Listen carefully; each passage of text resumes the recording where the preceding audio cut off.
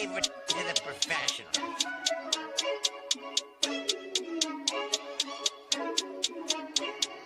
Blessed by Gandhi, blah, blah, blah. Started off with a bit, now I got coin. I see where y'all going. Been poppin' since Web 1, hella hopes on Web 2. I was living a dream, now I'm on Web 3. And it is what it seems, topping the pyramid schemes, I'm telling you. I'll sell you a percentage on Nebula. Shout out to Vince, he'll set it up. Surfing on the web and I'm shooting at 3.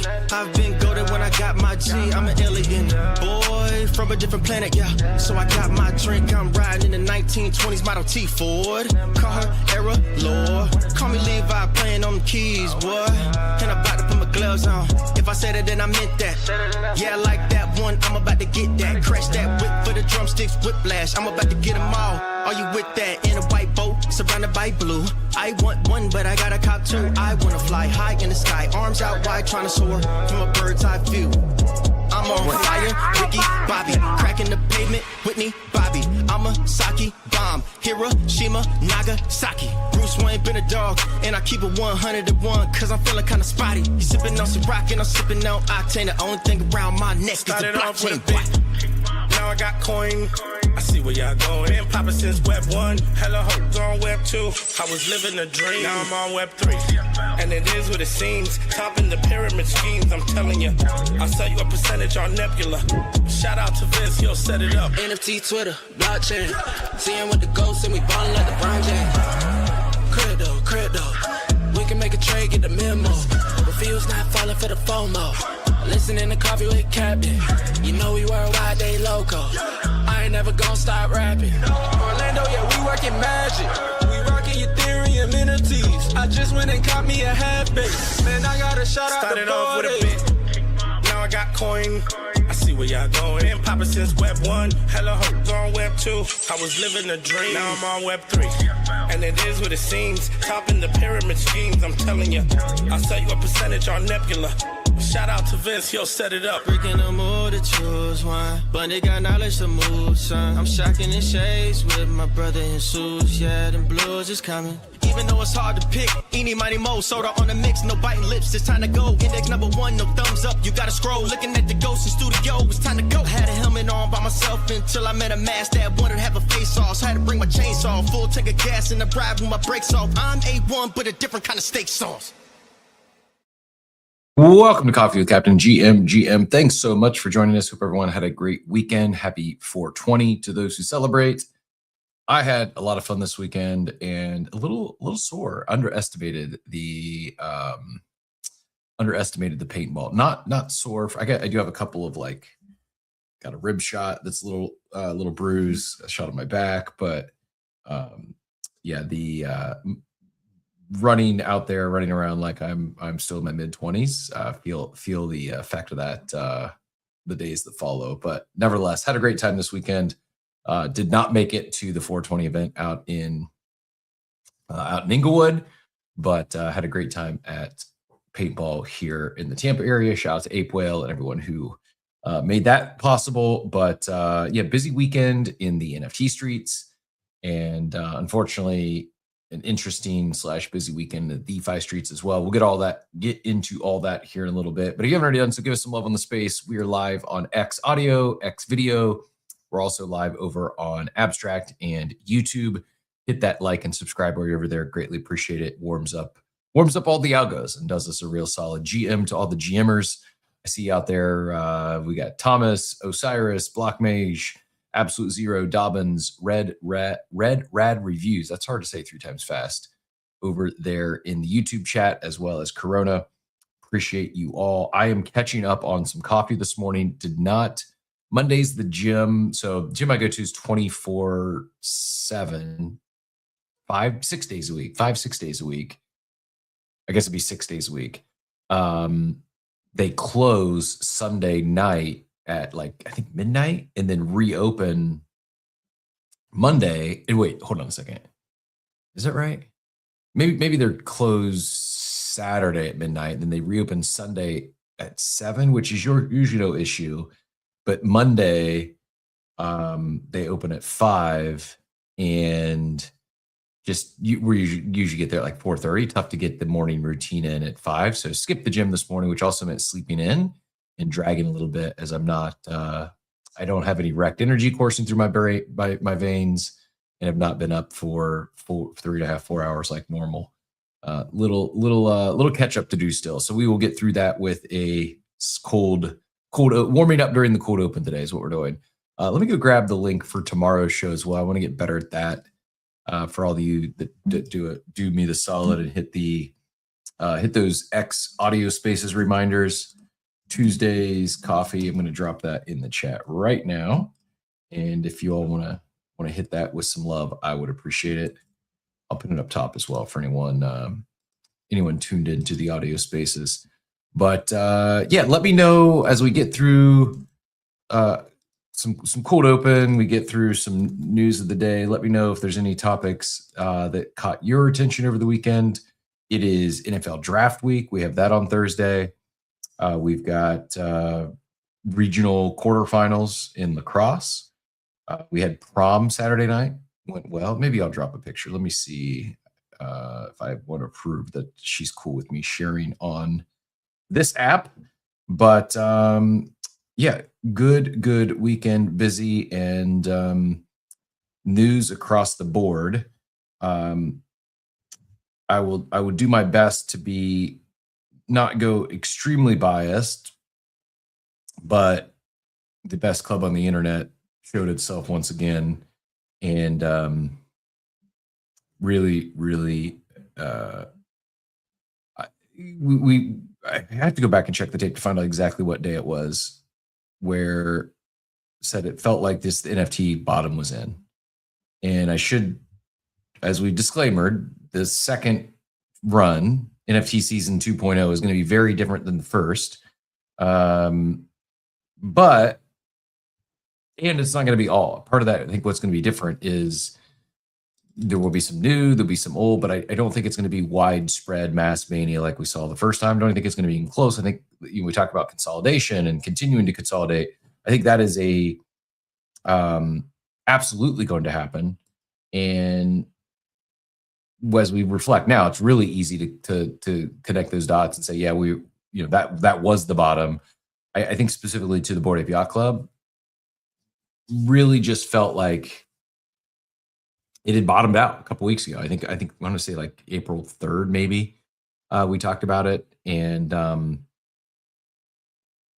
went on a rant on this show prior to that, talking about just, I was a little frustrated, lack of communication for the club, not just other side, but the club at large, and everything in addition to other side, and chatted with Figgy and in the DMs. He ended up coming on the show. Literally, we know at that time that he would be named the CEO, and I think he was, I think, already had kind of taken over the role to some degree, and just got announced, as we talked about last Friday, last Thursday, and the communications are back. Like, not just the communications, but the showing alignment and doing things with the community. Whether you've been able to go to one of these in-person meetups that have taken place over the last week plus or not, it's very clear they're signaling, hey, this is important. They understand, they hear us loud and clear, and that the club, to be a club, needs to be a club. And doing a lot of whether it's a dinner or golfing or paintball or an event at Snoop's house or a party in Ibiza, like, I don't think you should feel FOMO if you can't get to any of them, but know that it's lifelong membership, and they are delivering fun activations for you to participate in. Some will go to many, some might go to one a year, some might go to one every couple of years, but I think part of the point is they listen, and they're delivering. They're fanning the flames of these meetups. It also drives home how many community members do step up and take initiative, and are leaders and do things like organize paintball. I think the other thing that drives home to me, whether it's an Ape Fest or whether it's one of these smaller regional meetups, is you just realize that so many of these people, they're like, I don't think, I mean, maybe some of the people, there was maybe 15, 20 of us played paintball on Saturday. Maybe a couple of them, I didn't catch the vibes. Any of them were looking for a 10, 20, 30, 50% pump in the floor price so they could exit and book some gains. It's just not the desire. Like whether they're looking at this as, oh, I'm in this club for 5 years, 10 years, or life, it really is some were OGs that had joined the club and had sold their ape and had recently got back in, and they're like, they get it. Like they bought it because they wanted back in the club, not because they were looking for a financial trade. It just really drives home the club members and their whys, why they're holding these assets.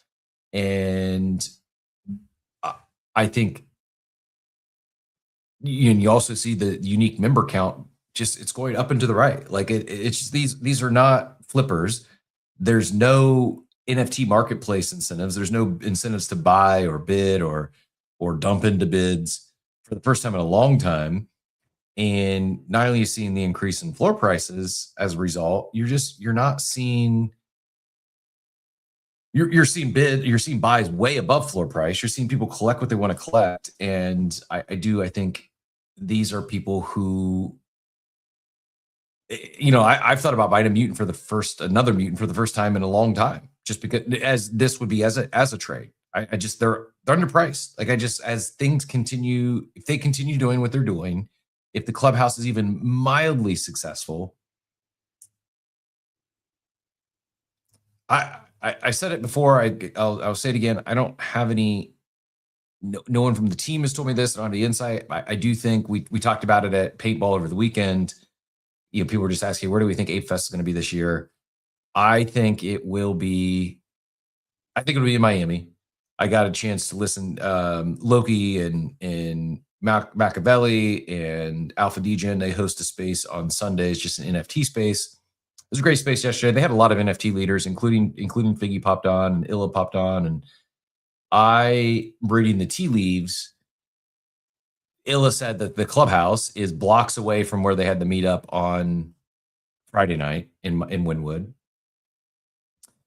I think that Ape Fest will be at the clubhouse? Not exactly. I don't think the clubhouse is going to be big enough to support all of the apes, but I do think it'll line up, meaning like there'll be a ribbon cutting or a grand opening or a walkthrough, or I think of like Hong Kong Ape Fest. There was Sunday they had at the clubhouse, and they like mocked up it was like almost like an airplane hangar that they made like a faux clubhouse out of, and had to open it up to the space at large. I can see them doing something where there's like some side events, or maybe back to like Ape Fest 2, where they did it at a smaller venue and they had to have it over 4 nights, and you could get tickets to an individual night. Speaking of, I flexed my posters over the weekend.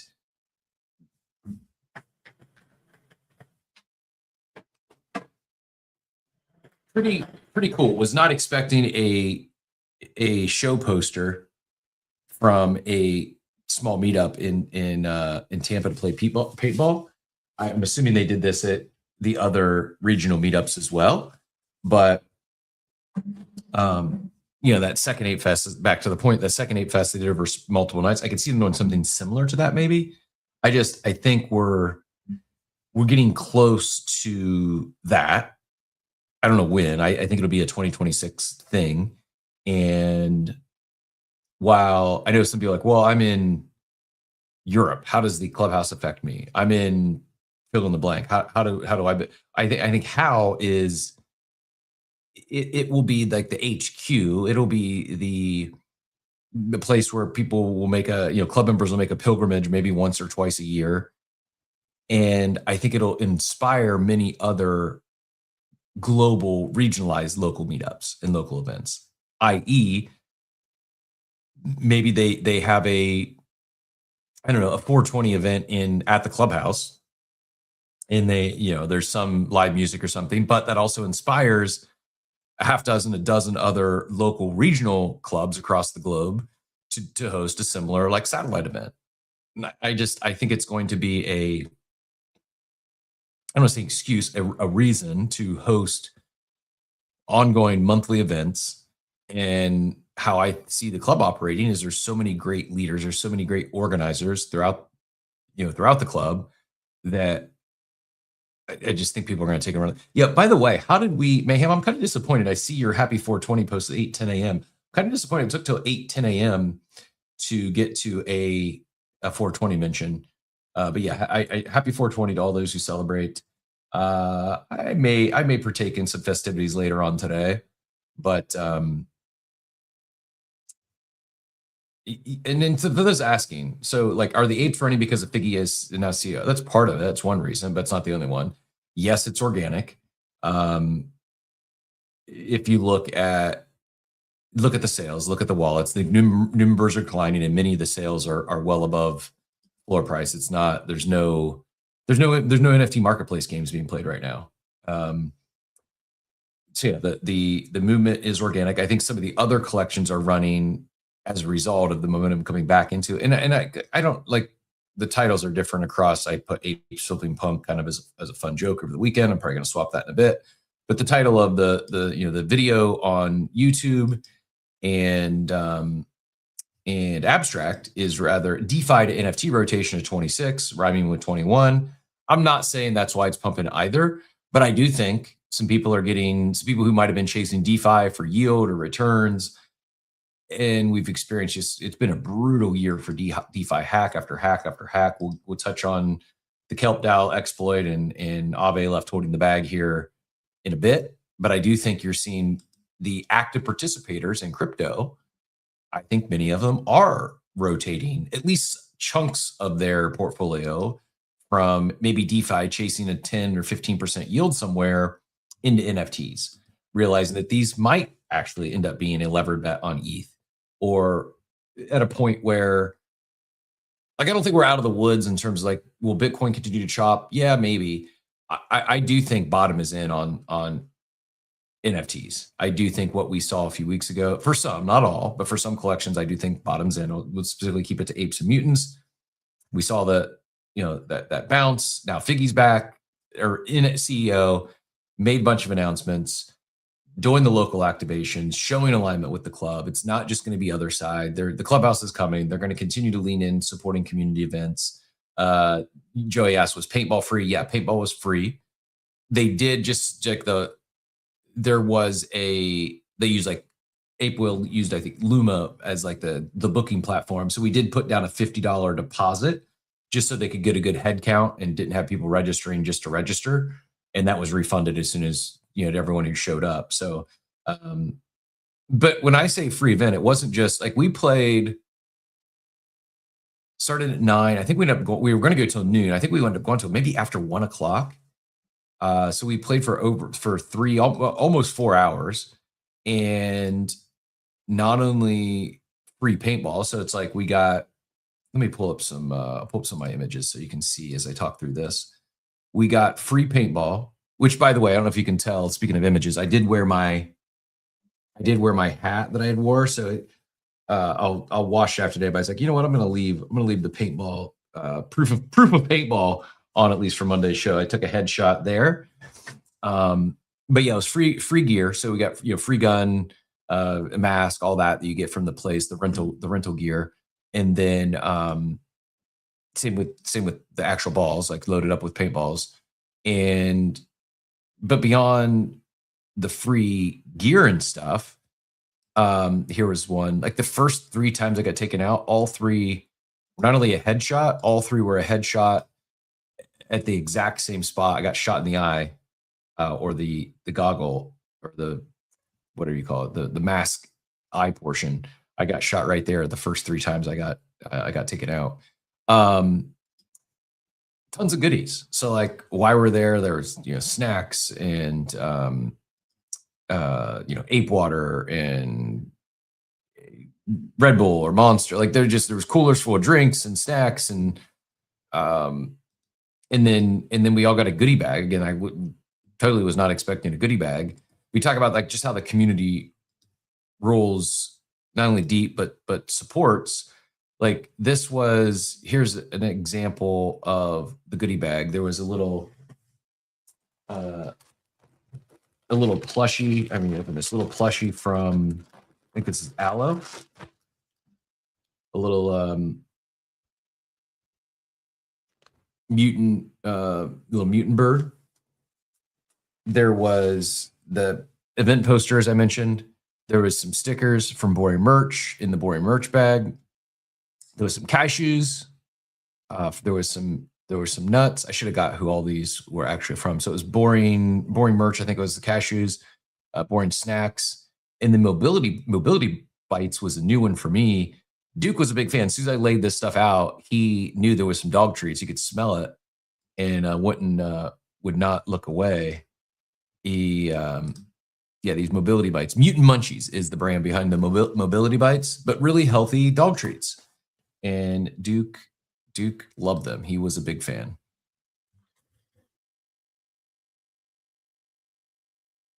He was a big fan indeed.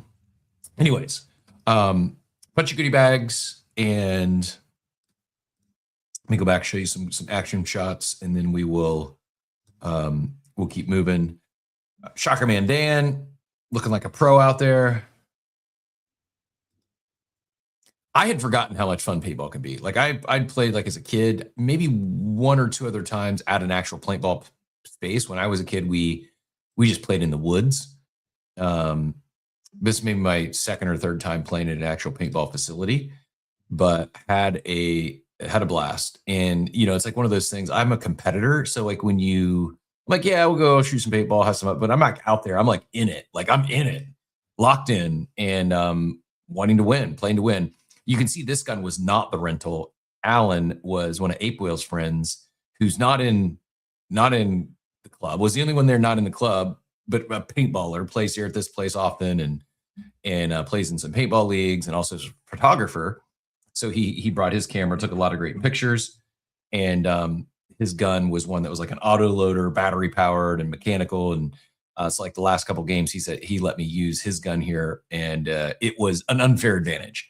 The rental guns, like you had maybe like you just gotta, it's almost like you're shooting with buckshot. You're not. You've got one paintball, but it's like you gotta try to get it in like you're just aiming for like a general area, like 3 to 5 feet, and like hope I get it in, hope it goes. This thing, on the other hand, the gun, his pro gun was I was sniping, taking people off. I think I took out more people in the last couple games using his gun than I did the rest of the day combined. But yeah, it was so much fun to where it got me thinking, okay, I'm in the market now for a paintball gun and some gear of my own. Probably won't go that far, but it really was a lot of fun. Good day out, and I'm not even kidding. Like I am actually sore, not from getting hit, but like just being an athlete. Where although I think I'm an athlete, my days of being an athlete, like of an active athlete, are definitely few and far between. And like going to the gym and riding the Peloton bike, like while it keeps me fit, it doesn't. You use muscles you don't think about playing paintball, and like sore in areas I didn't realize I would have been. Didn't realize it would have been sore. But yeah, all in all, fun weekend. If anyone else was there, or whether you were at the Tampa Paint meetup or the Miami meetup, or for anyone, I saw a bunch of pictures. I haven't spoke to anyone that was at Snoop's event in Inglewood. If anyone was out there and would like to share, would love to hear from you. Appreciate Mike Campbell and a few other people reached out that offered. I said the only one I was missing was a Ape Fest Lisbon. Now that I have the Tampa paintball meetup, I am the only person in the world that has this full collection. So I don't think there was anyone at the Tampa meetup that was at all 5 Ape Fest. And I'm missing Lisbon. It was the only one I wasn't able to attend. Mike came through, had an extra, so I'm going to go through my backups or what I have multiples of, duplicates of, and do a swap with Mike. Appreciate everyone else who offered as well. Mike came through, so I'm taken care of on the Lisbon meetup. And then there was a couple others I think that I wasn't aware of. Maybe a second poster from one of the New York Ape Fest that wasn't the event poster that was given away, but like you could buy. It was a mutant poster, and then it was another New York poster that I did not have on my list. But I need to just, since I've started covering the wall, I feel like the move now is just to completely fill in the wall with event posters. Hans, thank you very much for the big tip. Greatly appreciate it. My abstract wallet is up quite a bit. So Pingu pumped at some point. We'll get into a market update here in a bit. I know there's a little pullback on this morning, Sunday into Monday, but if we zoom back to Friday, big lift from where things were. I really don't. So the question is, organic question is whether or not those people coming to the club on their own or a coordinated funding wallet to make it look organic. No, I don't. I mean, you feel free. It's all on chain if anyone wants to connect dots. But not only am I seeing, do the buys all look organic? It's not people buying sweeping floors or a coordinated pump. It's a lot of individuals buying way above floor, and you're seeing people celebrate on the timeline. In a lot of cases, I'm seeing as many new entrants in the club. I'm seeing people re-enter the club that had been in during the mania and went on done other things. They're like, okay, it's time to rejoin the club, and seeing it on the timeline. Like I saw Warner, who's deep in, he's a Good Vibes Club whale and an NFT whale, talked about had been looking at picking up a particular ape for like 6 months and finally pulled the trigger. I said I'm kind of hoping for a little bit of a pullback now, so Hizzy can pick up his mutant. He had started making bids when the floor was down below an ETH, and was so close to picking up a Grail mutant that would be he would have got it for what basically the floor is now, or even he might have been below the current floor. But it's just a lot of people that are actually excited about joining the club. The way to tell is just it's manual. I mean, the way to tell is keep the Welcome Apes account. By the way, I almost feel for Dort and Law and the extra work on their plate. Dort and Law and everyone else with Welcome Apes, the extra work they're going to have on their plate this week. It is a lot, like genuinely a lot of new members. I see Craig, who's been a content creator in the space for years, picked up not his first mutant, but then quickly went and picked up a second mutant. Like it's dozens, if not hundreds, of new members, and then they're picking up their first ape or coming back in the club and then talking about it on the timeline.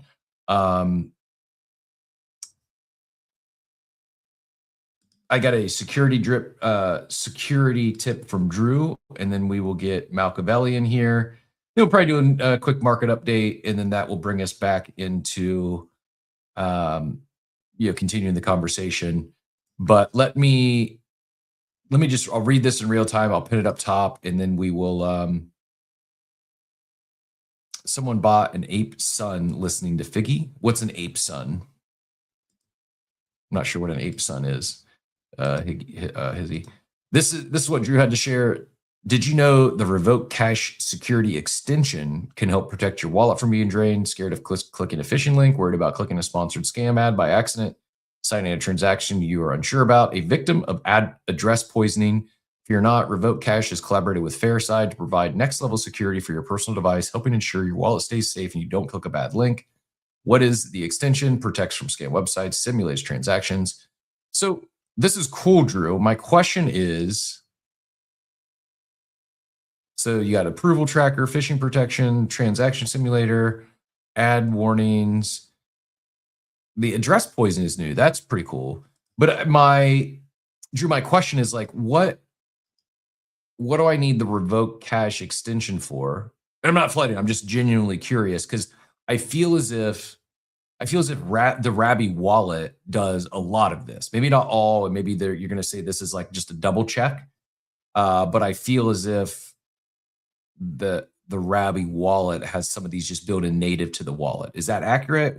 Can you help educate me on the difference? Still good, and I think we need more of this tech to help with these DeFi exploits. Now, granted, social engineering, or if there's a protocol exploit, it's not, you know, whatever you have on your wallet or an extension is not going to help you. But we do need more of this foolproofing, navigating not just crypto and blockchain tech, but the internet at large.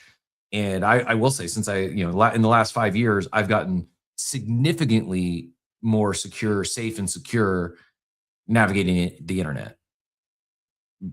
Similarly, I don't click, I have got protection. I have clicked a couple phishing links from an email inadvertently, and I don't even go there because my wallets warn me. It's like, hey, this looks like a bad link. Don't go here. Like I get a big, so it's like that.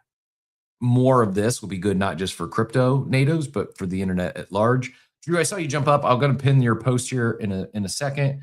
But yeah, do you use Rabby? And if so, what, how does this revoke Fairside extension help be above and beyond what Rabby does natively built into the wallet? Yeah, it's a good question. I actually should have added that on there. I don't use Rabby.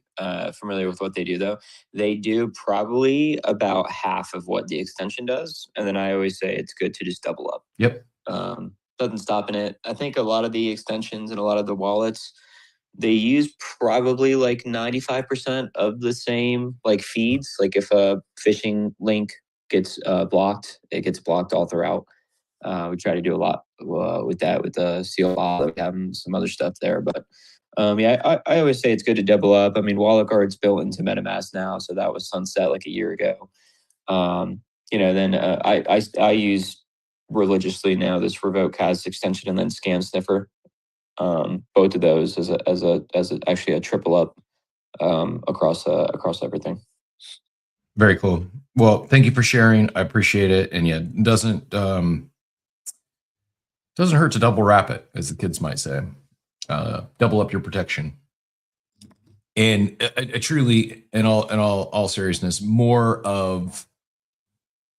protection is a good thing. Before we get too far out of the security conversation, Drew, since you're up here, and I promise Machiavelli, we will get to you and we will do a market update. But since we have Drew on stage, anything from I'm going to at least hit on some of like the what to know from the Kelp dial exploit and Aave, but I guess from the highest level, not even Kelp or Aave specific, just what should people be thinking of? I'm not trying to incite fear. I'm not saying everyone should leave all their DeFi positions and go buy apes, but you should. I kid. What should people be thinking about when they're participating in DeFi, whether they're new or they're a veteran? How can they protect themselves against these 9-figure exploits that seemingly now, we got one happening. It's been multiple a month, I feel, but at least one every month so far in 2026.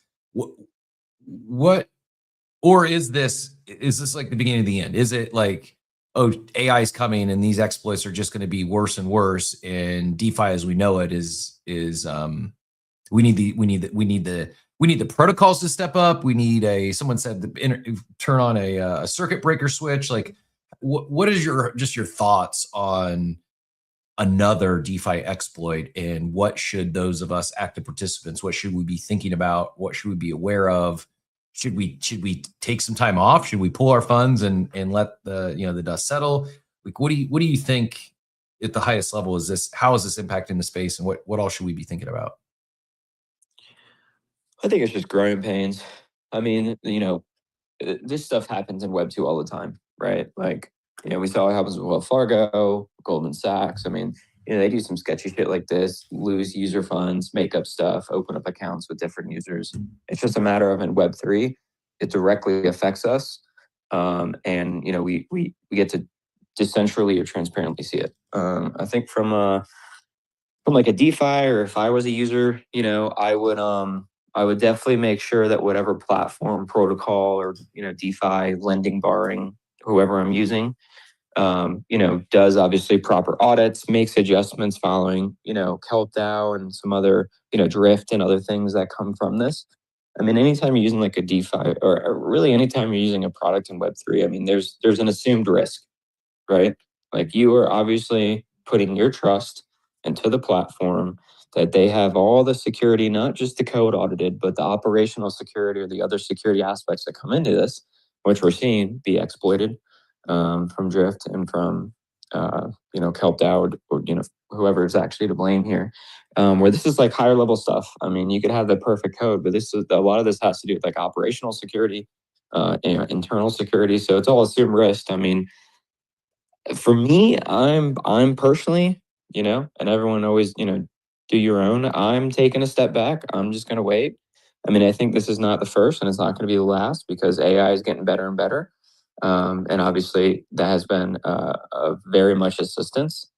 I mean, I'm just still reading the layer 0 post-mortem, and it's just I mean, it's pretty crazy. But it's assumed risk. I mean, that's is the risk worth the reward? I don't know. It's up to every individual to kind of decide that for themselves. Do you, if you're a protocol, if you're running a DeFi protocol right now, is these continued attacks, these continued exploits, is this not maybe I know, and this isn't the best one, but I think back to like Munchables, I think it was called, on Blast. Is that right? It doesn't matter. It was a NFT Ponzi on Blast early on, and it got exploited, and it was like tens of millions of dollars. For some reason, in my brain, I'm thinking somewhere between like $30 to $80 million. But because it was Blast and it wasn't decentralized, they basically just rolled back the chain. It's effectively, I might be using incorrect verbiage here, vernacular, but they basically, there's only a few validators, and they decided to, hey, we're not going to let them take their funds off chain. And maybe it was like they threatened to do that. They say, hey, we're just going to roll back the chain. You're not going to be able to get these funds off. Or maybe there was no bridge live. I don't remember exactly what happened there. I should went and research or went back and found details or reminded myself of details. But basically, one way or another, they weren't able to get funds off chain, or they said they weren't going to let them take off funds off, and so they just negotiated and they gave 99% of the funds back with the exploiters. I know like Solana even gets a hard time for not being fully decentralized. Mega ETH, that's one of the, they only got a handful of validators. That's one of the pushbacks on Mega ETH, and their speed is like, well, it's not really fully decentralized.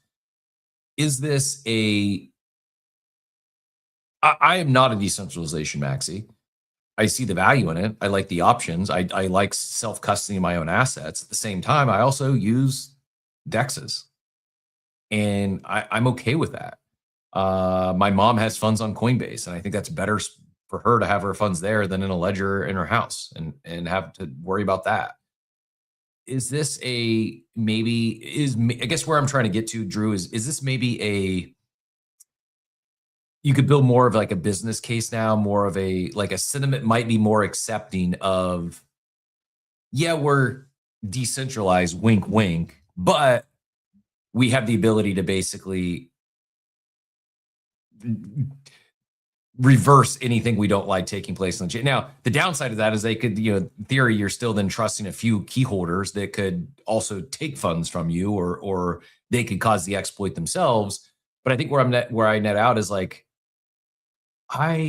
especially if it's a newer ecosystem, if it's a newer chain, an L2 or something, like I'd almost rather prefer they have the ability to, like, what's worse, them rolling back the chain or losing $300 million?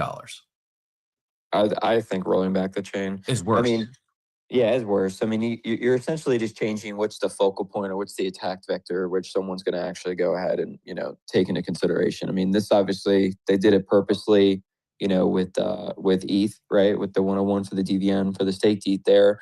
I think if I remember right, and it's super early here, they had it into, I think, Tornado Cash in a matter of like 10 minutes. Yep. Like perfectly orchestrated. Well, I read they funded, the attacker's wallet had been funded through Tornado Cash 10 hours before the attack.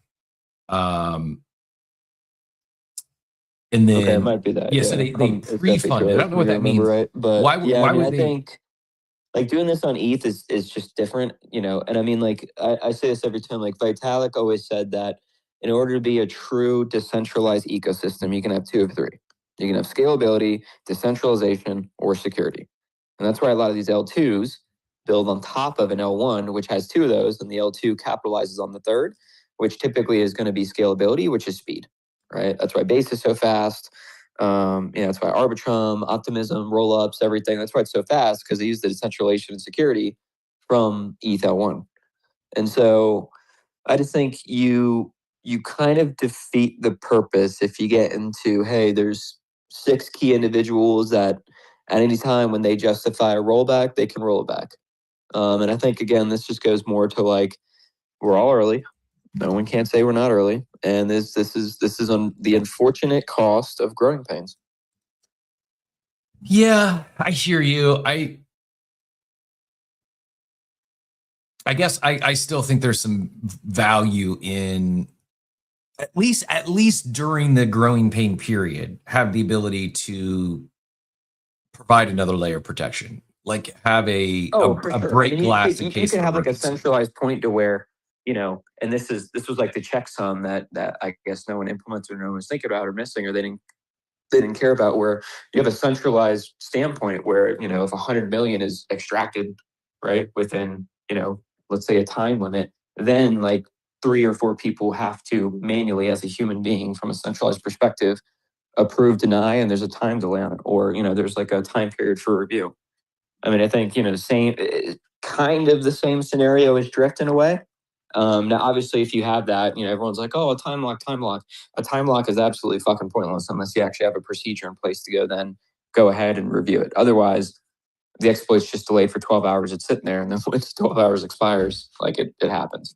So I think that there's a lot more that goes into it, but I think that's where like the entity or centralized aspect could be implemented. Yeah, yep. I think that's where I appreciate DeFi. I'm grateful we have DeFi. I don't think it should go away. I don't the title why not clickbait, little bit of a hyperbole. There is growing pains, and I think where my concern becomes greater is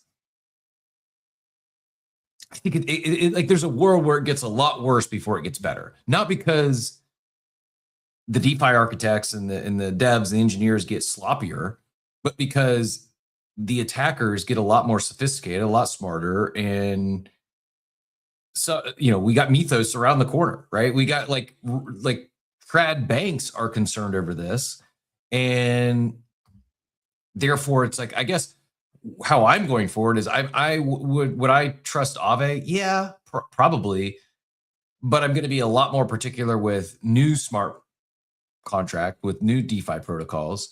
I mean, really, I am where I'm going to spend my time is going to be exploring. I'll continue to explore Mega ETH. I'll be on Hyperliquid, both from DEX as well as just trading. But yeah, I don't know as if I don't have a big appetite to go explore some new DeFi primitive, you know, some new DeFi protocol that's potentially you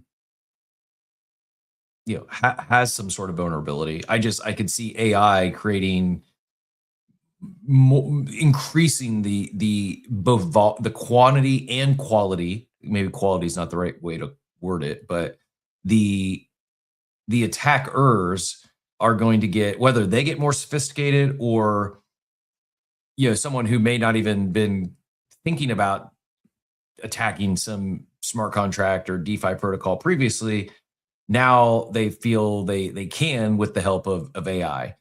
Not even talking about if these, you know, if AI starts doing it itself, you know, someone talking like AG, you know, we know we'll have AGI when nothing is safe because of, you know, some greater intelligence.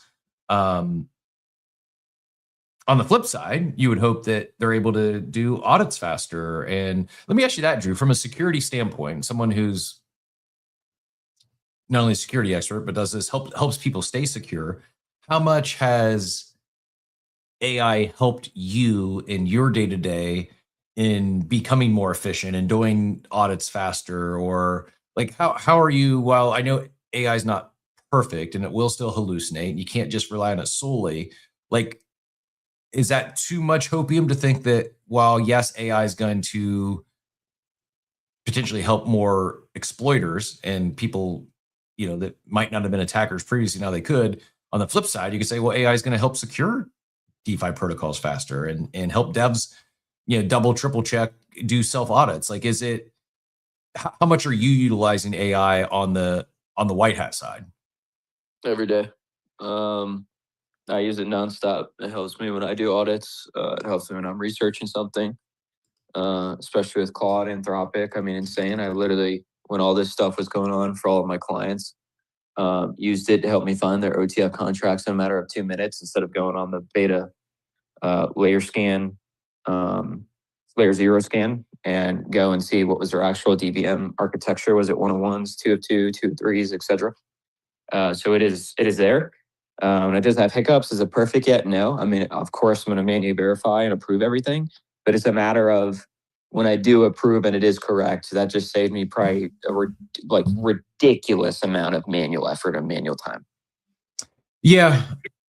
So, and that's what my hope is. So it's not like by itself, AI is not going to protect us all, but hopefully people like Drew and others out there that are keeping people safe and secure, they're able to just to do more faster thanks to AI. So it's like it is a pretty soon it's just robots fighting robots. But and I'm not trying to scare anyone. I'm not saying your funds aren't safe. It's just you shouldn't have your head in the sand. You should be aware, and hopefully this is I'm trying to find some silver lining here, but hopefully it's a reminder that there is smart contract risk, there is protocol risk. I know we say that, but even myself, I'll say that sometimes, like, yeah, but I'm not really worried about, someone, being, I'm not really worried about losing my funds in an exploit. We probably should be, especially as you're exploring and testing new stuff. The Machiavelli, give me a wave if you're back. I know you had to step out for a second. Okay, we'll talk about the Snoop event here in a second. Machiavelli got a chance to go, but before we do that, I will the full rundown here. The Kelp DAO exploit, 292 million gone. Aave left holding the bag. On Saturday afternoon, an attacker sent a crafted message to Kelp DAO's Layer 0 powered cross-chain bridge. The bridge accepted it as legitimate. The result was over 100,000 ETH, or it was actually RS ETH was drained.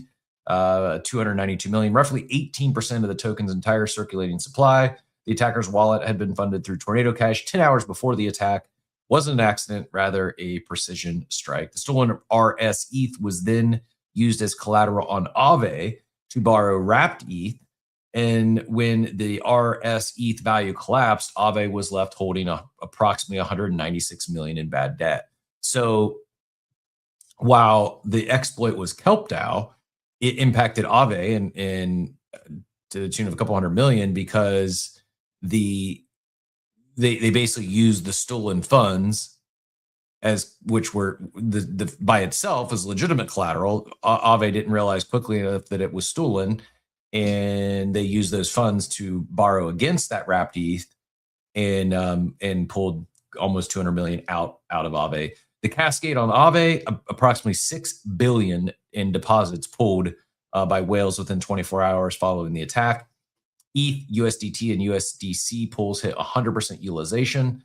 That's not good. So currently depositors are unable to withdraw at all because the pools are at 100% utilization. A separate 300 million borrowing spike hit USDT collateral as users scrambled to maneuver around the crunch. Aave token fell 16% on the news. Don't do this. I'm not a financial advisor. I'm certainly not a financial advisor as it relates to how to capitalize on exploited DeFi protocols. But my first thought in my head was it's clearly affecting the Aave token. And might this be a dip to buy? If Aave survives this, and I have no reason to believe they won't, might you see a boomerang back where, the reason we're getting a discount now is because of an exploit and it's 16% off. Don't do this. It's very risky, but that's maybe might be my trade of the day. I look into post show. last time I said trade of the day, I did not take my own advice and left a good chunk of money on the table, or at least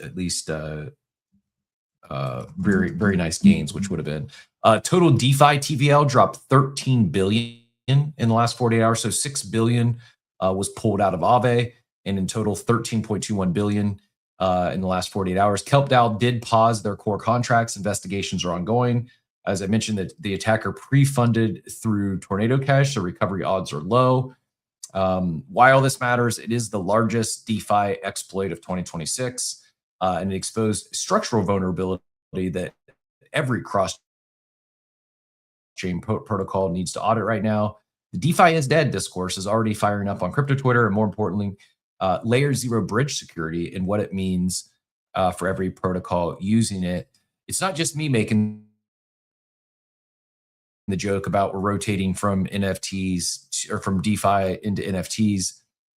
Looks like I must have some tab open that's gobbling up my memory because I'm running super creepy slow here. My apologies. Let me figure out what's going on. Let me share this and I'll close some tabs. Cyrus says the plan. We stop depositing our ETH into DeFi protocols targeting 3% a year and go back depositing our ETH into funny monkey pictures targeting 30 cents a day, 30% a day. Pretty funny. Also, speaking of funny monkey pictures, both the Bored Ape Yacht Club and OpenSea got a shout out on All In over the weekend. Maybe not in the best light, but they were doing a name that startup that raised X, how much money. They were basically saying how much money and then like a 1 or 2 sentence description of the startup. And they used one that was, this startup was once valued at $13 billion as people were buying funny monkey pictures on it. And the first guess was David Sachs guessed Bored Ape Yacht Club and was wrong. And then Shabath got it, was correct. It was OpenSea. But yeah, OpenSea and Bored Ape Yacht Club both got a still in the mind of the TradFi bros. Aave, surprisingly enough, has started to recover already. This chart I'm looking at, it's only down. It looks to me it's only down like 1% on the day, which is pretty wild. So I'm not seeing that 16% discount anywhere. It is even in the last week, only on the last month down 18%. But okay, so that's what it was. It just wasn't capturing. I was lagging. That's why. Couldn't figure out why I was not seeing, because it did sell off, but it's basically stabilized in the last 24 hours. Hence why the 24-hour price is down 1%. But yeah, here's where the exploit occurred on I don't know if that's 11 a.m. Eastern time. It doesn't matter. You can see it was up to like 112. The exploit occurs and it's now down to 90. So they go a little higher than that. Most of this 18% dip in the last month is since this exploit this past week. So I don't know, trade with your own risk, or trade taking on your own risk there. But potentially, if you believe in Aave recovers, potentially a discount opportunity. Drew, go ahead and get back in here, and then we will see how Machiavelli enjoyed the weekend. I just got one last thing that I got. I was just gonna say too. I don't know if you've seen the overall numbers of how much DeFi has just the whole entire TVL. I mean, I think it's dropped like in total like 14 billion. Yeah, number I had could be more now. I had it at 13.21 billion was the total DeFi. I had that at that yesterday, and obviously no one wants to root for anyone's downfall. I mean, again, you go and talk to someone, now in traditional finance, talk about DeFi. This is all they're gonna be like, hell no, I'm not trying to lose my money. Like, it sucks. It's like that, and we just gotta continue pushing on and uplift the space. It just sucks that obviously overall it's not a good look for the space, which sucks. Yeah, it's crazy. 14 billion, like it's so much money. Yep. I mean, not to downplay 300 million that the hacker exploiter got. But I think you could, it doesn't take a lot to say like the actual bigger impact is sentiment, is confidence in DeFi. Because it's not just, if you think, okay, yeah, 14 billion left DeFi, that's just one side of it. How many others are, as so much traditional finance, as all the big funds, pretty much almost all in the world now, are getting into crypto in one way or another. Some deep, others might just be supporting, oh, you can now buy Aave, or maybe they're going, they're launching their own ETFs. Like there's as so many TradFi institutions enter crypto or enter tokenization in one form or another. You could say, the opportunity for new entrants into DeFi is greater than ever. And while it could be, at the same time, the timing probably couldn't be worse for exploits to be seemingly peaking. Like what? And maybe I'm wrong. Maybe it hasn't been every month. I mean, we're only 4 months into the year, but it seems like we've had a pretty major, like $100 million plus exploit every month so far in 2026. Again, maybe it doesn't fall exactly on every calendar month, but there's been multiple 9-figure DeFi exploits. And that just is not, if you're, you've got a large fund and you're, okay, I'm going to move into crypto. I'm going to take 10% of my portfolio and put it into crypto. I think those individuals where maybe previously, if it wasn't for these exploits, maybe they're exploring, okay, how can I not just go buy spot, but how can I turn this into a productive asset and earn more yield on my crypto holdings, which is an exciting part of crypto. It is, it's not just stables and earning, 5 to 8% on your stables. You can earn a lot more than that in DeFi. I think this is now at best enough to cause pause for those potential new entrants. And at worst, they're not gonna enter. They may go pick up their spot Bitcoin, or they may go buy some IBIT or their favorite ETF, and then just call it a day. Okay, I've got my crypto exposure.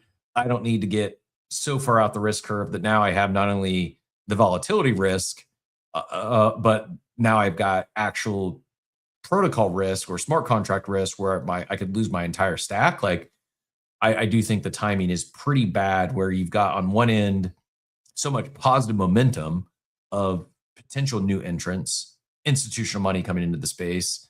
At the same time, they got to be seeing these headlines and be like, no thanks, I don't need to. And in this is why too. I mean, the Clarity Act and everything else coming out. I mean, unfortunately, which I know we're all against, this gives them so much more power to say, no, we need a CBDC that's centralized. It's like, no, like, don't, then they're going to start manipulating and twisting it. And like, I just saw something on, was there a recent vote on a CBDC that they voted down? Am I making this up? For some reason, I was thinking I just saw, wasn't part of Clarity Act, but the Bitcoin bill made it through the final revisions. I can't remember where that's at right now, but that was a big plus. Oh yeah, I was. So in March, so just last month, the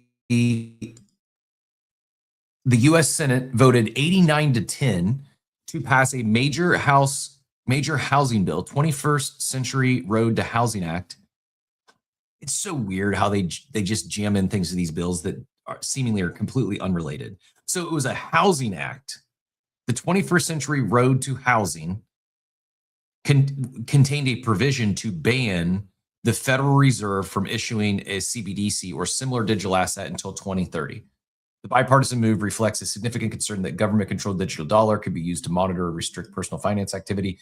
Key details of the CBDC ban as of April 26.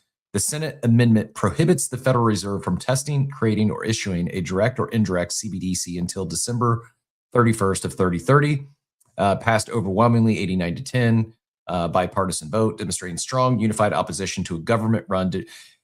Was it a strong opposition to government-run digital currency, or did they just hide it in a housing act bill? Like, how the two are related, I have no idea. While the ban has cleared the Senate, it's attached to a broader housing bill that must pass the House of Representatives.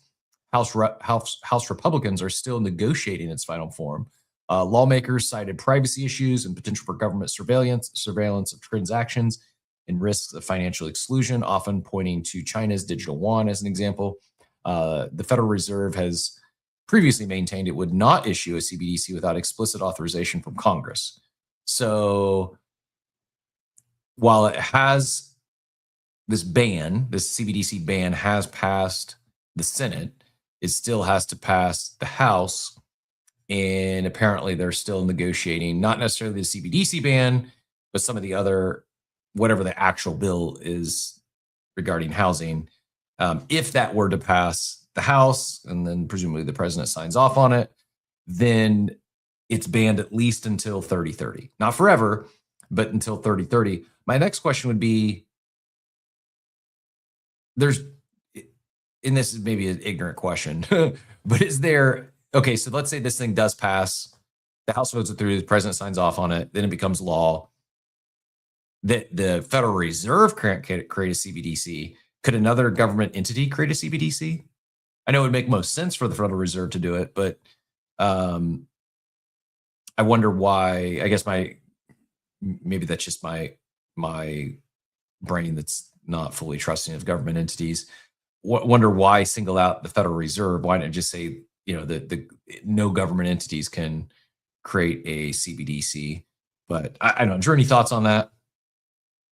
I think there's still a lot they need to figure out. I mean, the other part too, even like the Bitcoin Act, they're talking about, X number of Bitcoin. And then it's like, all right, well, where's that Bitcoin coming from? Who's going to hold it? It's not going to be the Fed because they can't. It's just, there's so much far in between. And then, yeah, I think the initial one where Coinbase was kind of pushing back, as much as I have been somewhat changing my views on them. Like the initial part was saying there's a part in there where they can seize anyone they want to with or without a warrant. That was like one of the initial ones. And it's like, why is that even in there? Like we were talking about like the digitization of the next financial evolution. And then you're talking about unseizing with or without a warrant. Yeah. I don't know, man. Why does that have to be so hard? Yeah, right? Why does everything have to be so politicized? Why? I don't know. I'm not going to get off on a rant, but hard pivoting into more rainbows and butterflies. Machiavelli, I'm going to flash another fellow mutant. A brand new mutant was born. Been a minute since we've seen a new mutant born. Shout out to our guy, Dunk Cookie. Born today on Mutant Monday. Recently picked up his fire ape, and just recently, I guess, picked up some serum and made this pretty fire mutant out of it. It's not every day, not every Mutant Monday, not every day in period we get a brand new mutant born. This makes me want to go check the chemistry club and see. I haven't looked at that in a while. I don't even know what the collection is called. Bored Ape Chemistry Club? Is that what it is? Yeah, it is. I believe so, Cap. Jordan just had a kid here not too long ago too. A beautiful baby boy. I think a couple weeks back he used his serum. If I'm not mistaken, it was Dort. How about that? M2. You want an M2 right now? It's going to cost you 19.95 ETH. M1 serum is 2.49 ETH. M2 19.95, and there is 1 mega mutant serum left. But good luck. If you could find that, I believe you could sell it. I heard it's been found, Cap. Ooh. It's been found, and I don't know what, but I did hear that it did get found. Weissman had been looking for it for quite some time. That's exactly what I was gonna say. If you could find it, I bet you could sell it to Weissman for. He's the one that told me. He's the one that found it. He found it. So has he acquired it yet? That's all I know is that it may have been located. That's all I know. It may have been located. There's nothing else that's come from that conversation since then. But I know that it is a cheetah. I know that the last mega mutant is a mega cheetah. So I have a question. So I should know this. This is me not. I definitely should know this, and I think I know the answer. But the mega mutant serum, whereas like an M1 or an M2, it's pulling traits from the OG ape that drinks the serum. The Mega Mutant serum, while an OG ape does drink the serum, it doesn't pull any traits from the ape that drinks it, right? It's just they had the Mega Mutants were all basically one of ones pre-designed, and whether it's a cheetah ape or a DMT ape that drinks that Mega Mutant serum, the Mega Mutant is already predetermined. Is that correct? I cannot officially answer that question, but I believe that the megas are the megas. I'm pretty sure that's the case. But what I was going to say, I mean, you nailed it with Weitzman. If you could track down that last Mega Mutant serum, you could probably sell it to Weitzman for maybe $1 million. I don't know. Like they were definitely going for $1 million in the Crazy Mania. I can't speak for him. I don't know what he would pay for it, but it would. You got a buyer. If you can find it, you definitely have a buyer. How much, I don't know. We did see a gold ape sell over the weekend for 77. I think it was 77 ETH. It was like $180,000 USD. But enough talk of floors and Mega Mutants. But in all seriousness, congrats to Dunk Cookie on not just the mutant, but pretty fire ape. Looks clean, looks good. Machiavelli, tell us about the weekend. I assume you had fun at the Snoop event, but yeah, give us the update. I have no real recollection. I'm a little foggy from the events this past weekend. Sorry about that. No, seriously, it was, honestly, it was a really great experience. Like, when the way that they rolled this thing out, like if you got to participate when you showed up, there was like a brunch ahead of time at the warehouse in I think the Marina Del Rey area, and it like the warehouse looks like the clubhouse, Cap. Like I'm not even kidding.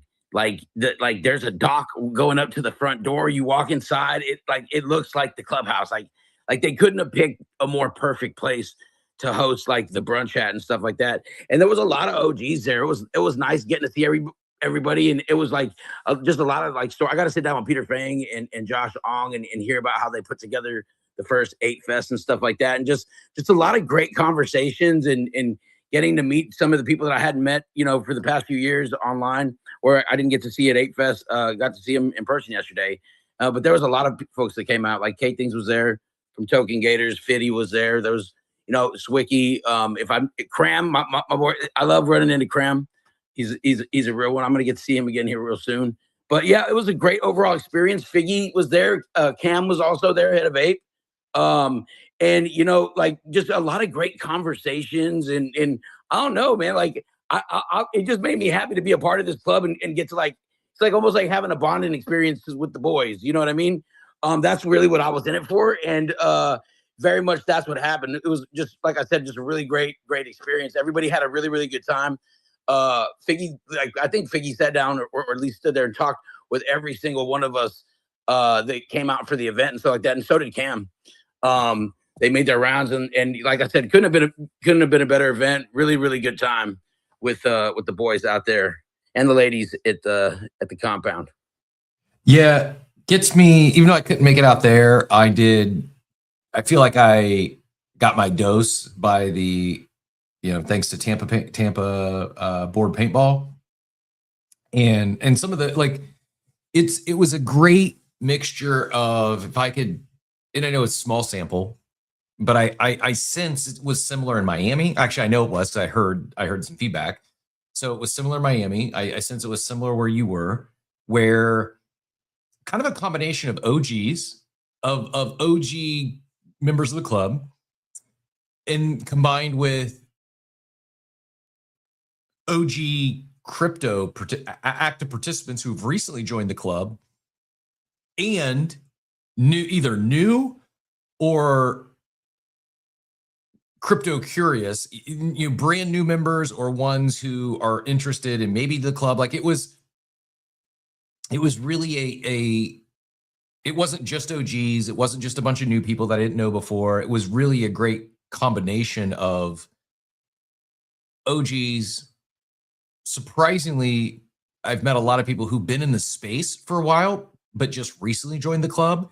And to me, that's the signal I'm taking out of this recent run up and floor price, these events, is a lot of people. I'm seeing it in person and talking to these people. I'm seeing it on the timeline. A lot of people have been around the space for years and are deciding either to join the club or get back in the club. Was that similar in LA?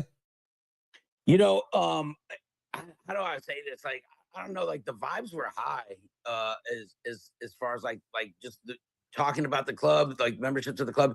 You see the timeline on fire, these people picking up those grails this past weekend. And like, I personally know several people who've joined the club recently and stuff. And like, I think that like, there's like this, like, when you look at all of us as a whole, especially when you put us together and like the individual personalities and stuff like that, like it's all pretty magnetic. Like, you know what I'm saying? Like there's a lot of likable people and a lot of builders or people who are actually doing, you know what I'm saying? And the club has that very entrepreneurial spirit about it.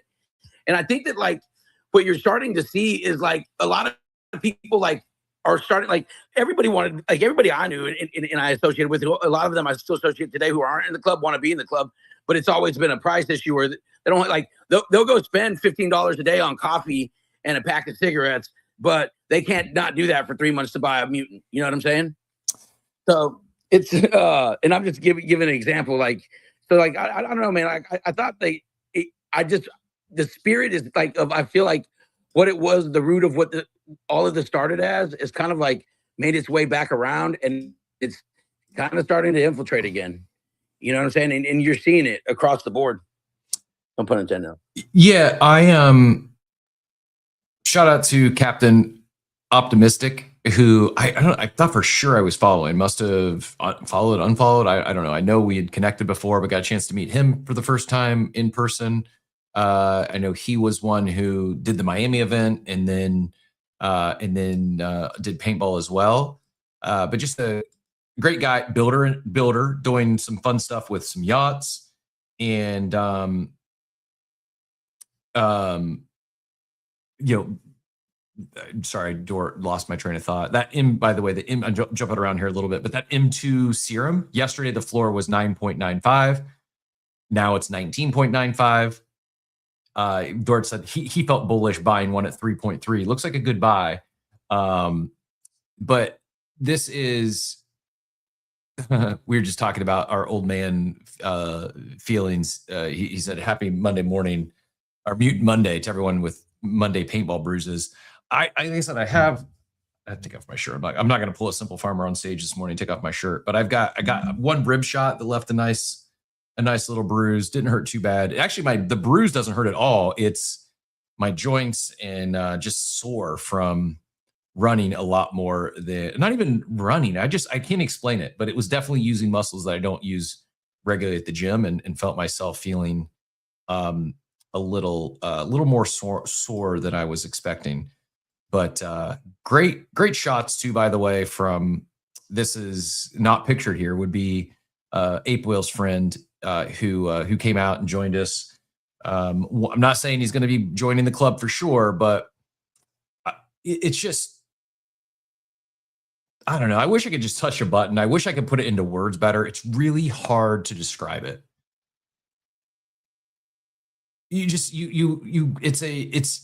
It's like infectious energy. It's genuine, authentic.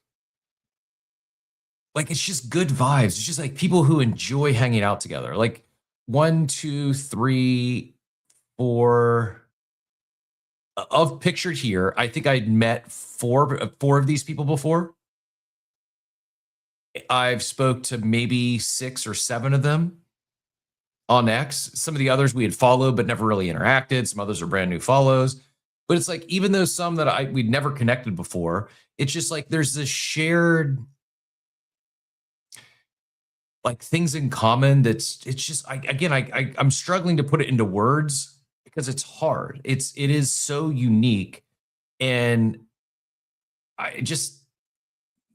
until you experience one, it's really hard. Like, everyone who's been, you probably get it. It's hard to explain to someone who's not experienced it. What do you mean? You went and spent 4 hours playing paintball with a bunch of people, half of which you'd never even met before, and you had a blast? Yeah. Like, it's just like there's this. It's fun, optimistic. Even individuals who maybe we'd not connected with before, we I'm not trying to out The anyone. common denominator is the ape, Cap. It That's the is. common denominator. Yeah, it is the common denominator for sure. It's just I don't know. I'm really struggling to put into words because there is, yes, ape is a common denominator. Maybe it's like, oh, well, these people are active because they were at paintball. So someone who's not active or living a healthy lifestyle, they're not going to go play paintball on a Saturday. Maybe. There's something that's really unique about, and maybe it does expand beyond the Bored Ape Yacht Club. You know, a lot of these crypto native communities, crypto native clubs, we all have a lot more in common than we're different. And whether you're, you know, deep in the Pudgies ecosystem or the Good Vibes ecosystem or the Bored Ape Yacht Club, like, yeah, these things probably are hold true.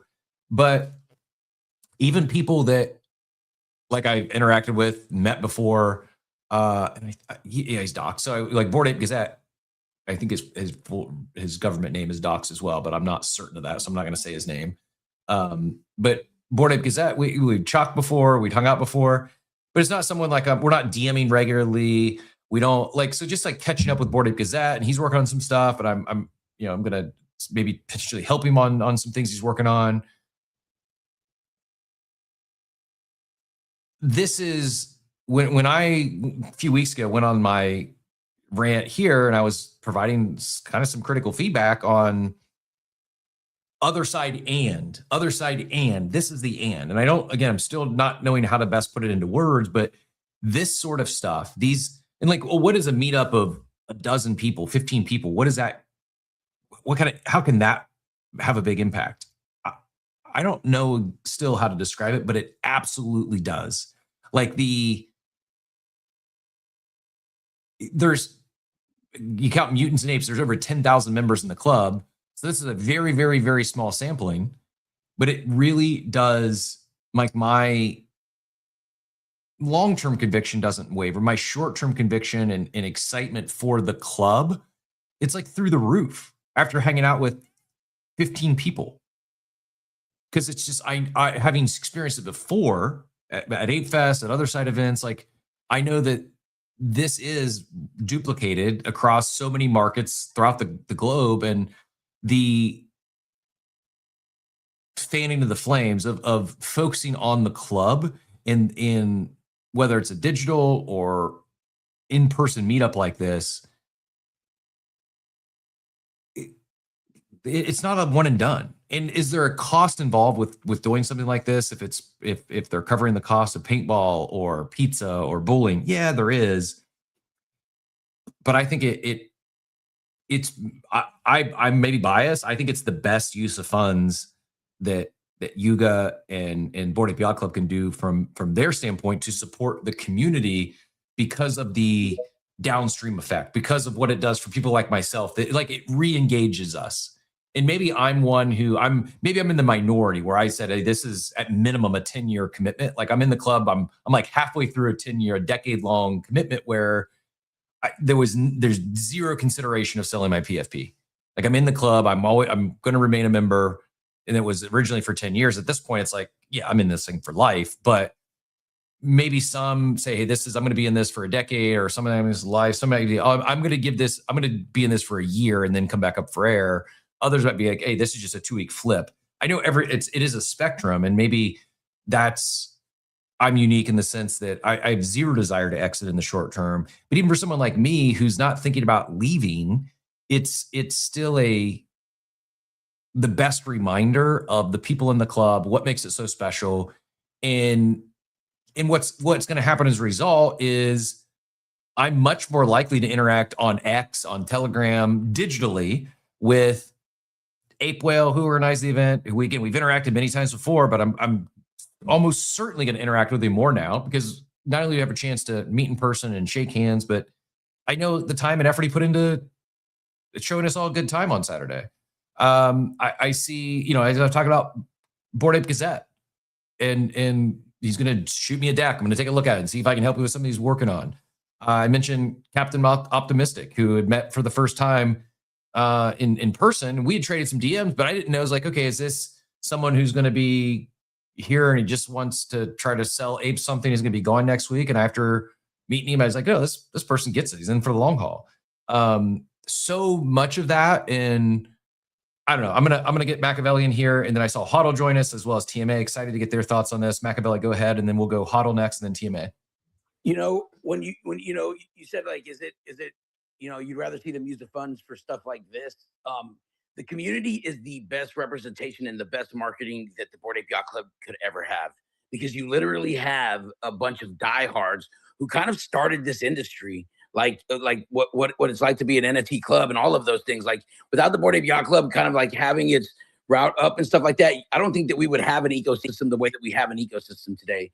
And so to still have that kind of be like the lifeblood and them going back to the basics, like you get it, basics. But it's kind of like, it's a beautiful thing because you're literally activating, you know what I mean? Like members, like any member who makes a post or anything like that, or shows the club off and everything, you're literally activating thousands of marketers, you know what I'm saying, who want to be here, who don't mind showing off their ape, don't mind saying that they are Bored Ape Yacht Club. And it's a beautiful thing, you know what I mean? Because it draws all the way back down to community again. And being a community member is like, you know, and I wrote an article about this about a month and a half ago, the power of an NFT community member. And it's like, so for those of us who like want to belong or want to be here or do that, like this is a very empowering time to be a part of the club and be active, you know, do the things, you know, be cordial, be kind, you know, do the outreach, you know what I'm saying? Do what you can to grow in your network and stuff like that. This is just the best time for that. And so I'm super excited to be a part of the club during this time and to continue, because I'm a lifer too, Cap, at this point. You know what I'm saying? Like, I don't want, there's no other club I'd rather join or be a part of, especially, you know, seeing the direction and everything that's happened from, you know, the change to ApeCo opening up, Figgy coming in replacing Garga going to the chairman of the board, things like this. Like, these are just very, to me, bullish signs. And, you know, like I said, what a time to be alive. I'll go ahead and, you know, pass the mic at this time to Hodler. Yeah, man. Thank you for having me, Cap. Nope. Thanks for jumping up. Appreciate you joining us as always. Thanks for sharing. I'm glad you had a good time in LA. And Hodler, GM, I know I can speak a little more freely than you sometimes. I expect you to make any price takes but I'm just gonna say I think you'd be hard pressed to find access to a club like this anywhere on the planet for 1.2 ETH, is about $2,800 USD. That's like an annual membership. It's like annual dues at something like Soho Club or Soho House. So Hodler, GM, did you get a chance to join the Snoop event this weekend? I did not. There was actually another event, maybe not as exciting or not as exciting on the ape timeline anyway for the apes in California. But the Bay Area apes gathered. There was about 30 plus of us that went and took over the Node event for the second. Not really an opening, but the second exhibition at the Node Gallery in Palo Alto. It's like a billionaire organization, billionaire venue. The folks that bought the CryptoPunks, they were featuring people. People flew in. Thousands of people were there actually. They have tight security there, and so they're keeping track. And there were literally over 2,000 people that were there and coming in and out. Obviously, it's in the middle of a big city, so there were also local people. It was a big spectacle. People lining up, big digital screens, lots of digital art. People has crazy stuff. So they had his dogs walking around San Francisco and Palo Alto. Somebody kicked one of the fucking dogs, like $100,000 fucking robot dog that prints pictures. Someone just walked up and kicked it. Welcome to San Francisco Bay Area. But yeah, we took over, and it's same vibes. I mean, the Bay Area groups, the Bay Area Apes is a group of 100 plus people. And at the event, there was about, 30 of us that were OGs. And this is a group of men and women. I mean, families, people with kids. And we've been celebrating Christmas together now for like 3 years in a row in Palo Alto, oddly enough. And even amongst this group, I also noticed there was, 7 new people, like more than 10% of new people, which is, that's very exciting. Obviously, I heard you speaking to like the cost. That there's a cost in the budget for these things, so definitely keep, if you guys have apes in your local area, definitely be putting these events together and submitting your ideas as you can towards Cam and PP Man. Their DMs are open, and I know there's more events coming all the way through May. Already, if you guys haven't seen those, definitely be tapped into the Bored Ape Yacht Club account. I know Baron's been sharing them as well. Cam has been posting just like bullet points of just every week, every weekend, more events popping up literally all over the world. There was another one in Hong Kong over the weekend as well. So taking advantage, having fun. And I guess just speaking to like the familiarity, even when there's new people coming into the group, it's like we are in such a niche to be a crypto person, to own a Bitcoin, a piece of a Bitcoin, to own an Ethereum, to own any crypto token, and then to go even further and to own an NFT, right? You're in the niche of the niche to own any NFT.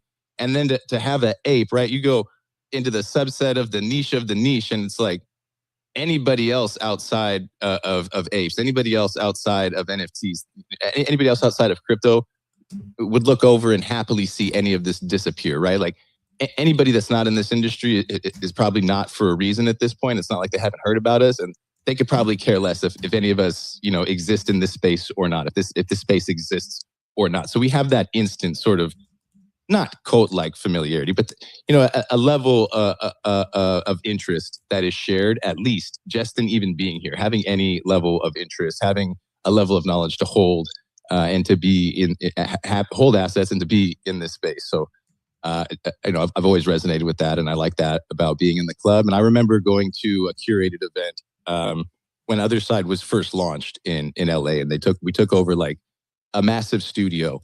I forget what, I think it was like CBS Studio. It was a big studio in LA.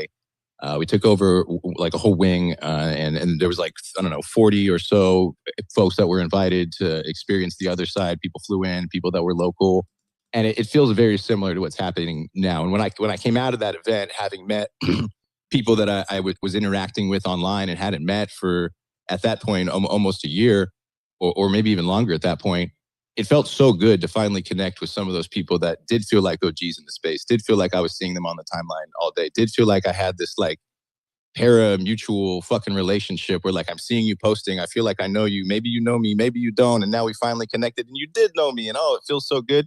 I was so locked in after that, and to see, you know, new club members getting to come in and experience that now too, higher, much higher. I don't know what I can't say yet, Kat, but I'm looking for the words. I'm gonna find it eventually. I'm gonna get that DM. Lost, don't say that. Haven't found it yet. I'll keep pushing. Thanks for having me up. No, thanks for joining. Appreciate you. And yeah, it really well said. At the same time, I still feel like none of us are doing it justice, because it is really unique. It's unique, not just in crypto. It's just unique, period, that you get groups of people together that it's just hard to replicate. It's hard to replicate this groups of individuals who share so many similarities, but yet are so different and come from all different backgrounds. And I think that's my takeaway from the weekend is the club is very much a combination of OG club members, OG crypto participants that are new to the club, and just new people. And that to me is probably one of the most bullish things to see at these in real life events. Is it's not just those of us OGs who got in early and never left, and we've been drinking the Kool-Aid. We're in a full-blown cult. It's not just crypto participants who've been around for a while and saw what happened last cycle, like, oh, maybe this happens again, I want to be part of it. It's not just new people who are unsuspecting or don't have a they came with a friend as a +1 and like, oh, I'm here for the day. Like it really is a great combination of all the above and more, and seeing new stuff. Like I don't know how long they've been working on it, but I saw Illa give a shout out as well. So I'll shout out Mutant Munchies again. Kitchen secured for production for Mobility Bite dog treats. We are now Safe Serve certified and ANSI National Accredited Board. Stay tuned, paws are in motion. You know, someone building with the dog IP. You know, something. Wait, that's Alpha Degen, right? You know that, right? I did not know that. I'm like 99.99% certain that's Alpha Degen. He's in the audience. Otherwise, I'm out of here. Slide. So this is what I'm talking about. Like here, like Alpha Degen's here every day. Someone I'd call a friend in the space, and is building with the IP, and I didn't even know this. Alpha Degen, show yourself. If this is you, you gotta either correct us or Yeah, he sent the heart. That's him. Incredible. He's got 101 things going on. You got to pay attention to each other, because one thing about Bored Apes is, like, we were raised in this 2021 afraid to shill your shit era. That shit is done, bro. If you are working on something and you're a Bored Ape, you have to tell us about it. I want to hear about it.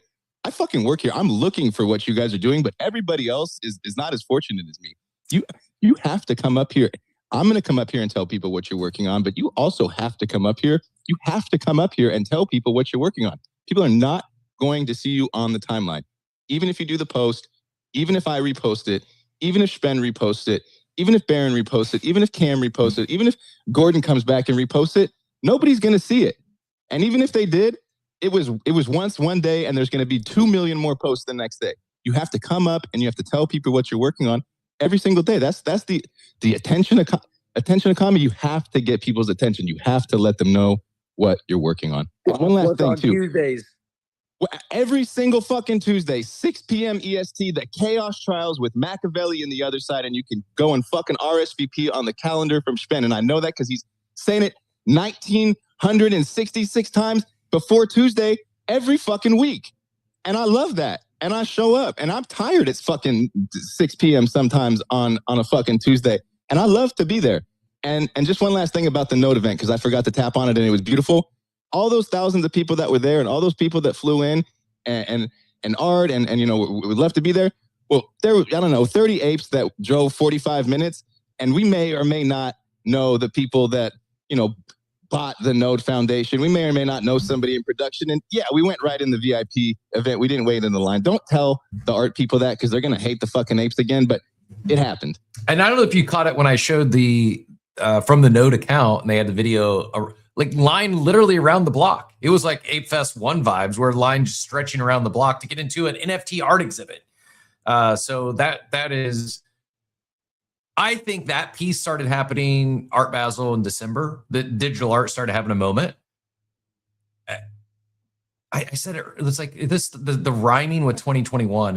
It's real. Like we went from DeFi summer into NFT mania. We went from Beeple $69 million NFT sale to the PFP mania. Like it's just so much of what started that momentum in 21 feels like we're running back a very similar playbook. TMA, I know I said we'd go to you next. Since we invoked Proof of Alpha Degen, do you mind if we get him in here and we'll have a quick, good, awesome, appreciate it. If you need to get out, let me know if you got a heart out or anything, because I do want to get your thoughts on all this. But Proof of Alpha Degen, since we invoked you, is Huddle right? Are you behind? Are you the man, the myth, the legend behind Mobility Bytes? Wait a minute. Behind, say it again. Mobility Bytes. Mutant Munchies. Mobility Bytes. Oh no! I'm not behind Mutant Munchies. There is a club.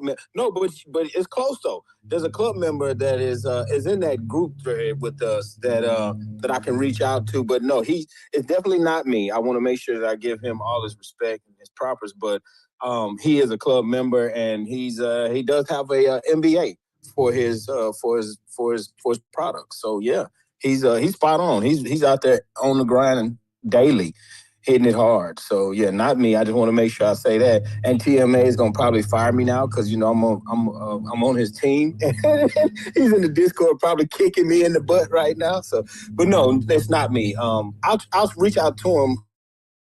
Digress and let you turn it over to TMA. Then I'll reach out to him and see if he can come up and see if he's available to jump on stage. If nothing else, pass along some flowers and let him know. Appreciate. 100%. Hey, this wasn't like I owe him one too now. I owe him one too as well. Wasn't even just a small bag of dog treats. Like this is a big, like something you pay probably like $20 for in a store, a big bag of treats. And like I said, Duke truly, as soon as I put it on the table, he's like, all right, there's some treats up there. Give me. All that being said, TMA GM, pleasure's always welcome. What brought you up this morning? Good morning. I guess I just picked up an ape this weekend as well. Wow, congrats. Thank you.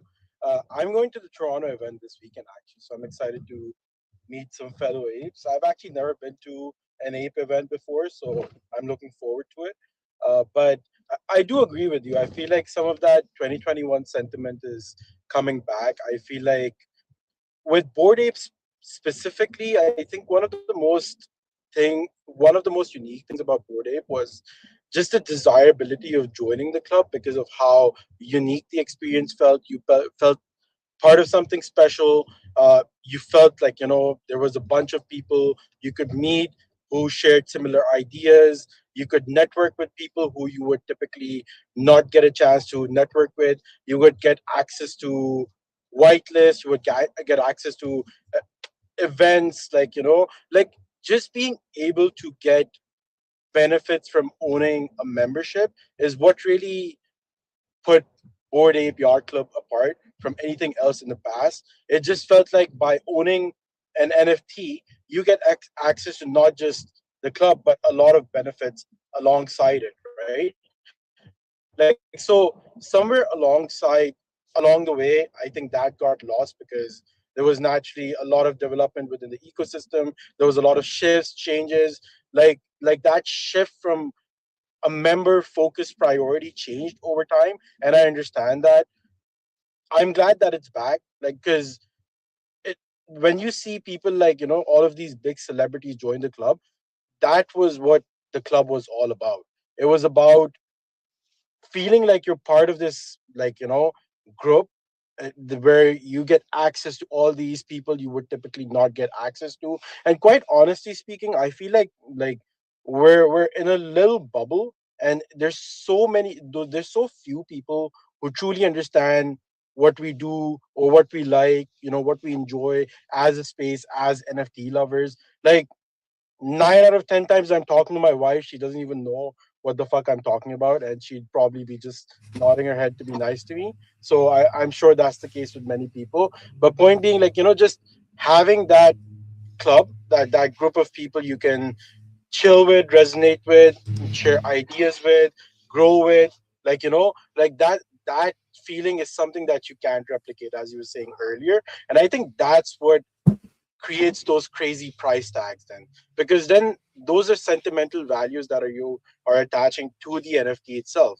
That's something that you can't attach a dollar value to, right? Like, so when you have people like you who've been part of the club for such a long time, they've made friends through the club, they've attended a lot of different events to the club. The reason why you would never sell your NFT is because you have an emotional attachment to it, to the point where it doesn't matter what the dollar value attached to the NFT is anymore. You're just there for the experience of the membership. And I think that's the level of delusional we need to reach again for us to really see those double digit floors again, to be very honest with you. And I do think the club can reach there over time. Yeah, I agree. Well said. And it is, if you're saying that, by the way, it's a very, very clean ape. Well, nice snag. Not surprised, but great pickup. It's, I need a better way to describe. It's like fun networking. It is networking. There's people in the club that you, especially whether you're a builder or an active participant or you're looking for alpha, like all that exists, but it's not. I mean, if you've ever done any traditional networking, whether BNI or Chamber of Commerce or a trade show or traditional conference, like, can you have fun at those events? Yeah, sure, but it's so different because here it's, I don't know, it's just like there's this shared, maybe it is just shared delusion, but I don't think that's the case. I think it's people are tech forward. Yeah, the art plays a role, but it really is this. There's so many people that are here for the club. The price in this, when we talk like, oh, it gives me early Bored Ape Yacht Club vibes. Like, man, some of the most fun was in the early days was before the floor ever even broke 1 ETH. Like a lot of, like, we were joking about bringing back some of the fun PvP stuff because it was fun in the beginning. It wasn't like cutthroat or wasn't dunking on others. It was just more of like coming together, uniting under, in this case, a common PFP.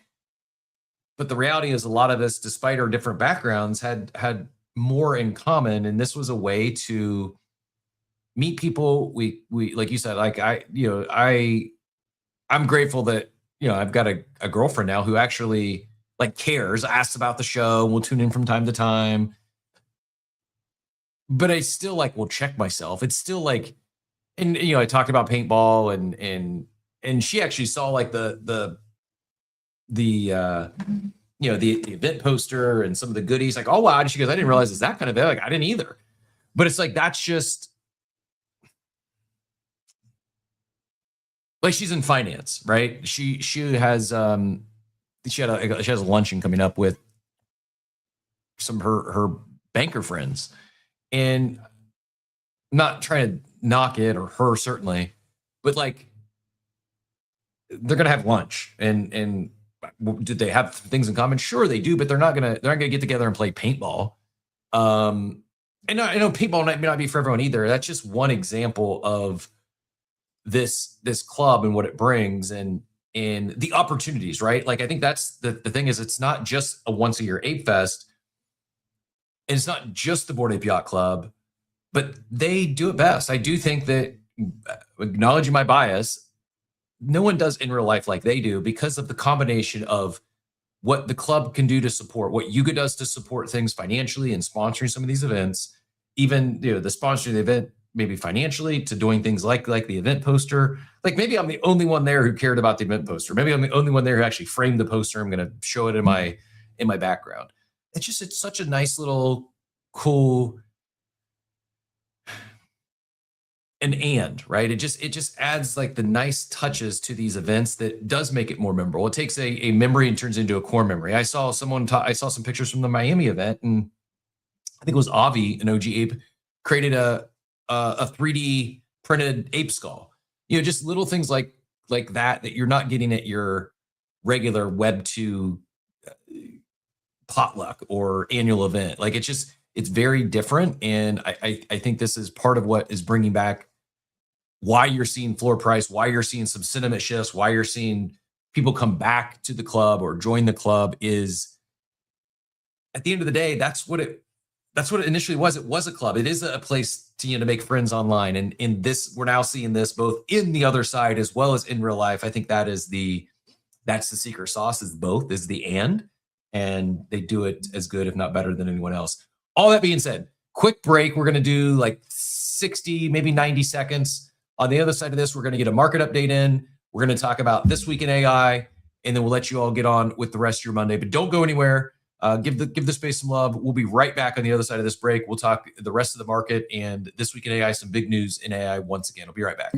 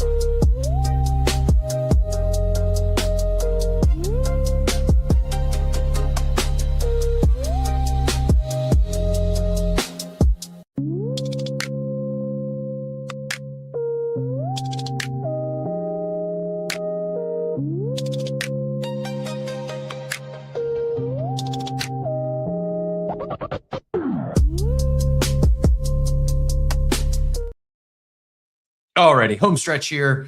We're going to jump right into a daily market update, and then we will abridged version today, but we will hit on this week in AI, cover at least some headlines, and give you some further research if you want to dive deeper there. But before we do that, while tax day has passed, I know several of you are procrastinators and filed your extensions. If you need some assistance on getting your taxes filed, especially reconciling your crypto transactions, head to awaken.tax. Use code coffee50 or return coffee50 to save $50 off your tax prep software. That subscription over there runs throughout the course of the year. So not only get your help on your 2025 tax filing, but be ahead of the curve when it comes for 2026. Don't have to play catch up next April. Get ahead of it now with Awaken Tax. Again, awaken.tax. Use code coffee50. This is our daily market update brought to you by Awaken. It's market update time. Let's set the play. Powered by Awaken, the smart tax way. From crypto flips to DeFi stacks. They keep it clean. Got your back. Grab your coffee. Let's break it down. Daily update. Right down. It's market update time. Let's set the play. Powered by Awaken, the smart tax way. From crypto flips. One of these days, I'll figure this thing out instead of looping. Hit loop for the coffee break and then forget to uncheck it for the daily market update. My bad. This is the daily market update, though. It's not fair. The charts aren't being fair because we pumped so much over the weekend. The 25-hour, I'm lagging. I don't know what's going on with the internet this morning. The 24-hour variety, things are going to look a little down, but the reality is big rip ups over the weekend. Bitcoin on the 24-hour showing down 1% to 75,291, although it's still up 6% on the week. ETH down 1%, up 6% also on the week. If we head down, you got BNB is flat, Solana's down 1% to 85, but also up 3% on the week. Tron down 0.63, up 2% on the week. Doge down 0.45, up 4% on the week. Hyperliquid, this is a day that I should have followed my own advice. I am going to do the Hyperliquid trade today because it is down 5.54% on the day, down 2% on the week.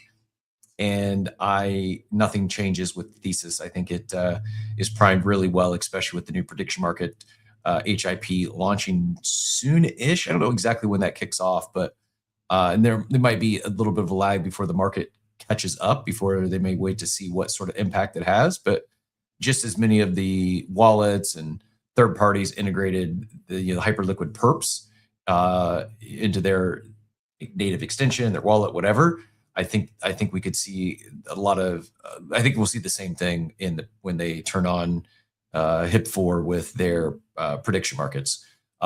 Moving over to NFTs, similar things are going to show down a little bit on the day, but still up big time. For instance, apes are showing down 9% on the day, but that's up tremendously from where we were Friday morning. Trying to double click through here, you can see we went from like 6.5, all the way up to 8.5. Moving average was even over 9 ETH at one point. Right now, the floor is at 7.69. So big rip, a little bit of sell off following the massive move up. But as I mentioned, and you can see it here on the OpenSea chart, I think more exciting than the floor moving up is the types of buys. Here's one that just sold. It's a death bot, pretty fire, clean death bot. Just sold a Cyborg, rather, not death bot, excuse me. Cyborg just sold for 13.92 ETH, 32K. You had one here sell for 9.45. Just a clean one. Like, this is how you know it's not farmers, which again, there's no active NFT marketplaces to farm right now. Imagine that. Like the farms end and floor prices just pretty much go up across the board. But this is how you know when someone's buying one that's 2 ETH above floor, just because it's clean. Like, if you've been here, most people know like your mid rares, aesthetically clean NFTs typically aren't a good trade. If you're looking to just make a trade, you just buy floors, or maybe you buy an Uber Grail. But mid rares for a while haven't been a good trade. But people are collecting what they want to collect. If they're picking up their forever apes, they're buying ones they want to buy. This was even one that was it was a WETH bid. How about that? Someone hit a WETH bid on that clean orange one and immediately reflipped it for a 1 ETH gain, like within an hour. They hit a WETH bid. Someone dumped it, let it fly into. They're bidding on what they saw as rare or aesthetically pleasing ones. They were bidding on it. The bid hit. They relisted it for an ETH gain, and it sold within an hour for a 1 ETH gain. Maybe Franklin is back in the flipping streets. Here's another sign, if you've been around for a while, that you know we're about to send, is what do you see on this floor?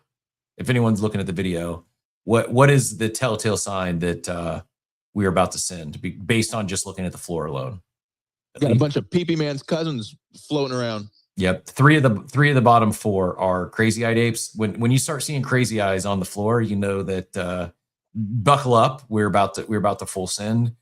They are the marker of floors, and crazy eyes are littering the floor right now. So seeing a lot of those selling above floor. Here's another one that sold for 11 ETH. Again, not rare. I mean, I guess it is kind of rare on the rarity ranking as far as OpenSea goes, but no like super rare traits per se, just the combination of them rare, but it's a clean ape, aesthetically pleasing, sold for 11 ETH.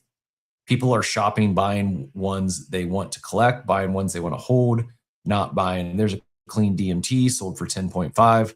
And you see a lot of people like they if you want to find a quality non-crazy-eyed ape, I kid. I'm sorry. I'll stop poking at them. You gotta make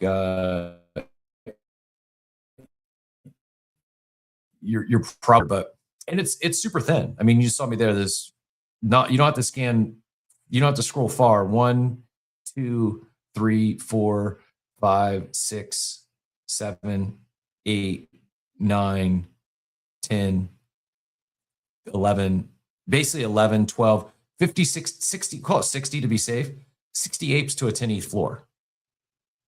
That's not with the amount of new buyers, new members we've seen, that can be evaporated in a hurry. And then you see repricing of the rares, you see repricing of mid rares, just a lot of positive momentum on many fronts. Back to the rest of the update though. Mutants also pulled back slightly after their big pump. They're right now at 1.18, down 5% on the day, but up big on the week. Pudgies similarly down 7% on the day, but they're also up on the week as well. They're 4.3. Punks flat at 26.64. Doodles down 5% to 0.47. Little Pudgies down 1% to 0.47. These numbers, Edu, I'd done this daily market update yesterday. A lot of these are in like double-digit gains. At 1.8, we're up 30% on the day from the day prior. Nakamigos up 14% on the day. Ladies up 3% to 1.31. Azuki down 1% or 2 to 0.83. Moonbirds down flat, basically 0.87. Kodas flat at 0.73. And even Kindle Cub, after we give those mutant munchies given some love, they're up 0.3 to 0.2.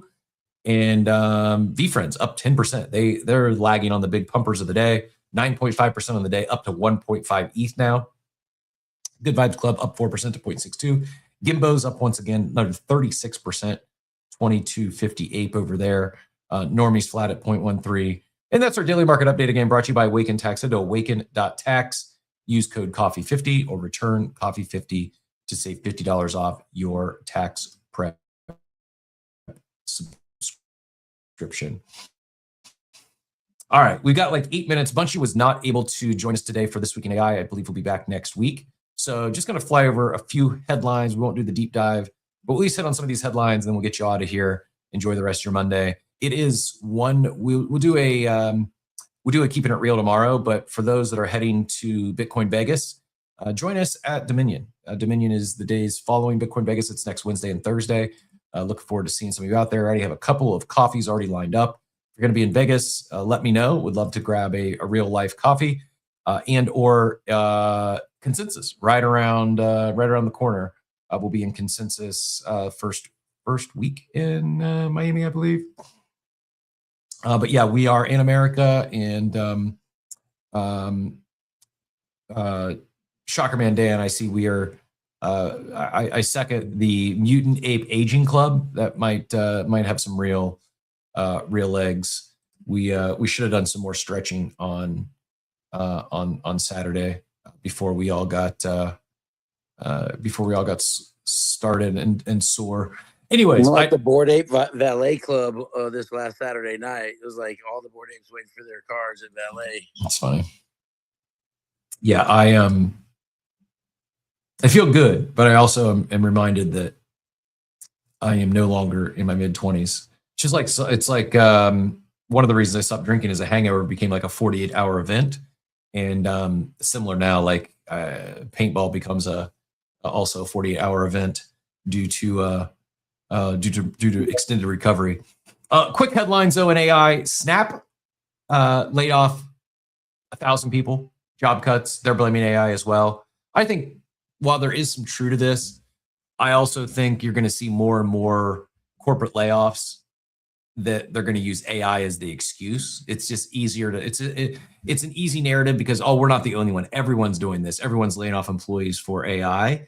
The reality is, I think a lot of major companies, there's just a lot of bloat. A lot of these large companies, a lot of these large corporations, there's a lot of bloat. They hired far too many people during the pandemic. And I mean, it started with when Elon acquired X and cut 80, 90% of the workforce. And some might say, oh, he overdid it. The app's still working. Might we see more update with more employees? Maybe, but it's just good. Now that's maybe the extreme end of the spectrum. There's others that maybe lay off 16%. I think a lot could be more efficient with less people, and especially now with AI. But I think you'll just see AI as be the easy excuse, the easy out. They did. Evan Spiegel, the CEO of Snapchat, said that they expect to save $500 million in annualized expenses. The stock did go up on the news, but they said AI now writes 65% of Snap's new code and handles 1 million plus monthly queries internally. Digital employees are now here. America's oldest bank, BNY Mellon, 52 trillion assets under custody. They've deployed 134 to 140 AI agents, and they officially now call them digital employees. Their CEO told investors every manager is going to be a manager of humans and agents. The official line is no layoffs. The headcount data says workforce dropped from 53,400 to 48,100 quietly. So while they say no layoffs, their headcount's down about 5,000 people. The Stanford AI Index, the U.S.-China gap is nearly gone. They published 400 pages this past week. The headline was the U.S. now leads China on key AI benchmarks by just 2.7%, which is down from a 17 to 31 point lead in 2023. AI coding benchmarks went from 60% to near 100% accuracy in a single year. AI researcher inflows to the U.S. are down 89% over the last 7 years, 80% in just the past year. Data center power demand now rivals Switzerland's entire electric consumption. Pretty wild. OpenAI dropped their GPT 5.4 Cyber, a model that lowers refusals for security work. They're also, we talked about this last week with Bunch, but they have Spud is what they're calling their next model, their Mythos-esque model. That's supposed to be coming soon. The bullet point, the note I have says crypto exchanges take note. This is the same category of threat that CNBC flagged last week with Anthropic's Mythos. So yeah, just probably a very anxiety-riddled time if you're an OPSEC in crypto or traditional banking, Web 2, any world. It's just threats are increasing rapidly. And agentic AI goes mainstream. 94% of companies are already worried. New research, 96% of companies now run AI agents in some capacity. Ernst & Young deployed agentic AI across its entire 130-person audit workforce. Gartner projects 40% of enterprise apps will include task-specific agents by the end of 2026. But 94% of organizations report agent sprawl is already becoming a governance and security problem. Agentic AI is the new shadow IT. So with the one like biggest takeaway I think I have from all those headlines is managers are going to be managing both. Managers will be managing humans as well as agents. The one thing I think we're a little ways off of is agents managing humans. I think there'll be oversight. I think agents will serve as like, the hall monitor, for lack of a better word or phrase. I think agents will be responsible for inspecting what companies expect. And are the employees doing what they're supposed to be doing? I think the agents will become like professional eavesdroppers and provide, summaries to their managers or executives. Here's what so-and-so did last week. But I don't know as if they'll be actively managing people for a while. I do think we're going to see more and more of not just like, oh, this person is using some AI agents at work. Rather, I had, I don't know, let's say 8 direct reports. They're all humans. You had a director of sales. I had a director of market.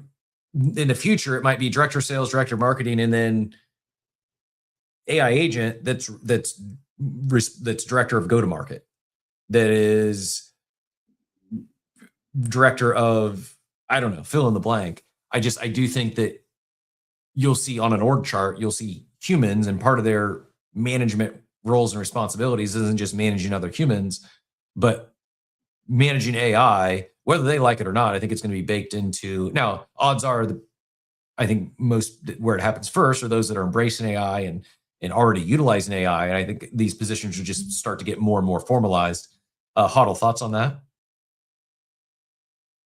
I was just going to say part of that is definitely happening now. I mean, Google, like Gemini, is built into your Google Calendar calls. So, I mean, if your organization wants to turn that on and get summaries, the feds are watching, kind of, as we say. But we definitely use that in our organization. So that's happening already.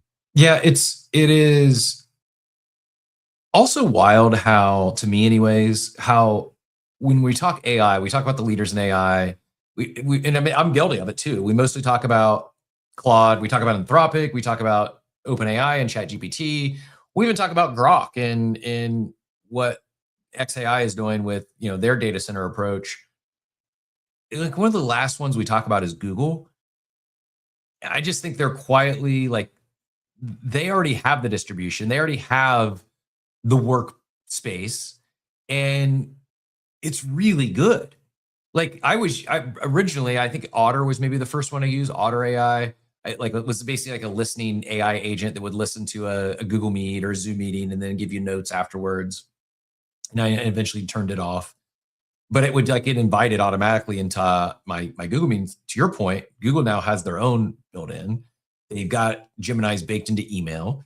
It's like just seamlessly integrated, and maybe too good. Maybe that's why we don't talk about Google AI as much, at least not in my echo chamber, is because they've integrated it so seamlessly that a lot of people may not even realize that they're leveraging AI or understanding the extent it's been baked into all that they're using. Even something like the AI search. Like, I definitely don't Google search as much as I used to, but when I do, often, if I just need a quick search, if I've had a tab open, instead of going to Claude or ChatGPT, I'll still type in a search box knowing that it's going to give me the AI result I wanted. I can't remember what it was. It was something I on this show today that I was reading, and I was just reading the Google AI summary report which is Gemini, that it's baked right into Google search. Yeah, point being is they've done a really good job of incorporating AI. And as we talk about so often in tech or in crypto, like hiding the tech, obfuscating it behind, the normie doesn't want to know seed phrase and have to download a new wallet.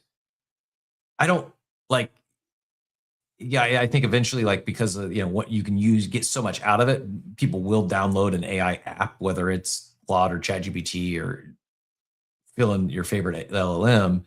I think when it comes to Google,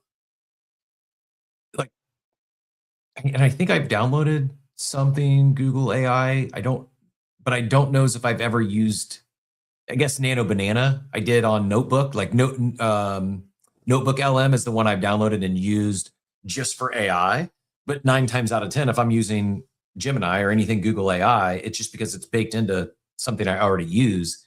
And I don't think that's getting talked about nearly enough. I don't think people are giving Google nearly enough credit for how well they've positioned themselves to win this next phase of the internet.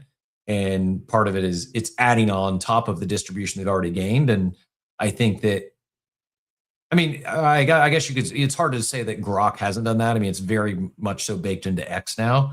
So they're right there with Google.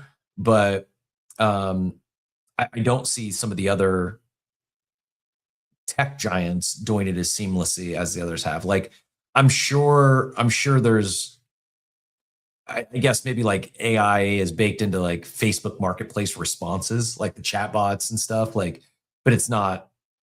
It's not nearly as. It's just not nearly as integrated as I feel like Google and even X is. Anyways, I saw Sheba King jumped up. Sheba, getting ready to wind things down here, send it off onto the Monday. But did you have any quick thoughts? Are you up here because we were talking the mutant munchies and you wanted to flex your doggo, or what else on your mind this morning, GM? Originally, it was just because there are too many apes and none doggo, so I wanted to balance the stage. But the AI was a little interesting because I have the Meta glasses and I've been using them vigorously every day since I've gotten them. And they recently just did a verbal disclosure saying that like Meta was like, oh, we record conversations and we're going to start like listening, and like learning from them. And like originally that was like against of what the AI glasses were supposed to do. So, and it was a verbal one. Like she literally said it when I turned them on. Like there was no like written disclosure. So I thought that was quite interesting. That's where we are already. They're already pretending that AI is like learning the conversation when they're probably just reading it in the back. So But yeah. what do you find yourself mostly using the glasses for? Like, I've thought it'd be cool to go to like an in real life event and record some stuff. What I've had others tell me that they often use the glasses for was not what I was thinking, but makes a lot of sense and piqued my interest for the first time getting some glasses. But I'm curious, what do you find yourself using those glasses for mostly? Almost every aspect of life. So I work at a little dispensary, so I have them on at work for security reasons and stuff like that. It also helps me like teach people about products that also work with us. I'd be like, this is how I do it. I also bowl. You guys know that. So these are for bowling. When I'm like bowling on the lanes, I can go look back at my shots and stuff like that. And I can ask questions. Like, I wake up in the morning, throw my glasses on, and I don't really read the news, but you can literally ask like, what's the top things going on in the world? It could be like, what's the current like market? What's the pre-market? Like, it's just nice to have that in like your ears. Listening to music is dope. Right in your ears. You can still hear conversations around you. You don't have to worry about the earbuds, doing damage to your hearing. I don't know if that's a real thing, but yeah, you get it. I use it in a lot of different places. So I'm also somebody who used glasses my whole life, right? They're always on my face. So it's just an improvement to what's already there. So I think for like somebody who's a nerd, it's just extra techie. I kind of feel like a machine, but yeah, they're definitely worth it now. And there's a lot of good prices on them too. Get the Polaroids. Don't skip on the Polaroids. They're like life changing. Yeah, that's my buddy who I was alluding to. That's the one thing he said he uses it most for. That was surprising to me was the listening. He wears them. He also would wear glasses, but it's mostly and if you're not familiar, it's like inductive. Am I saying that right? Inductive tech. Yeah, I guess I would. I mean, I wear earbuds a lot, and I think a lot of us wear hearing things, listen to music. It's so comfortable, and the volume is like you could put it loud enough to where people can hear it if they're really close to you. Like maybe I'm sitting down on a train, but it's not going to hurt your ears. But at the same time, you could put it low enough where you can still hear the music, have a conversation. But there's no like speakers per se in the, or is there? Right? There's no speakers. No, there is. The speakers are inside the sides of the glasses. But they're not speakers though. That's what Cap was saying. It's like that inductive or whatever. Yeah. It's like a vibration almost. Yeah, vibration. Correct. Yeah. Pretty wild. It's really cool. It works great for phone calls, for Google I have Meet. one right now. It works great for listening to music. You probably can't even tell if we're on it on a Spaces, and it is actually just like kind of safer than having headphones in. If you're outside, you definitely shouldn't have headphones in if you're driving. But like if you're walking around or outside, or like riding bike, whatever, like for security, for safety, it is 100% better not to have fucking both headphones in your ears. Yeah, better for hear what's going on around you, but also like, I don't know. I wear blue. Really, really think of it like this, Cap. You do the space, right? Like maybe there's like a really hot topic. You're like, what? I want to record this right now. You could tap your glasses and be like, boom, you have a 3-minute little thing and you could just clip it later. So you have to search for it. I don't know. It's convenient for us too in the Web3, especially if you do IRL. Like you're going to use them hella in IRL. Yeah, I was not planning on buying glasses before conference season, but now I'm thinking maybe that's what I need. That's what I need in my life. Yeah. They got a new one coming out too with like a wristband. It's Meta. It's the same company. Sorry, I'm eating. But it's like a wristband. It's like a haptic feedback, and you can like pinch to zoom, and it has like a digital display built into the lenses. So yeah, check them out. Do some research. But yeah, what are you eating? I got a breakfast burrito, bro. Honestly, it was so crazy. I was looking for what to order, and like all the breakfast places just whatever. It didn't sound right. And then this new place popped up that had breakfast burritos, and it's new. I've been here forever, and they're great.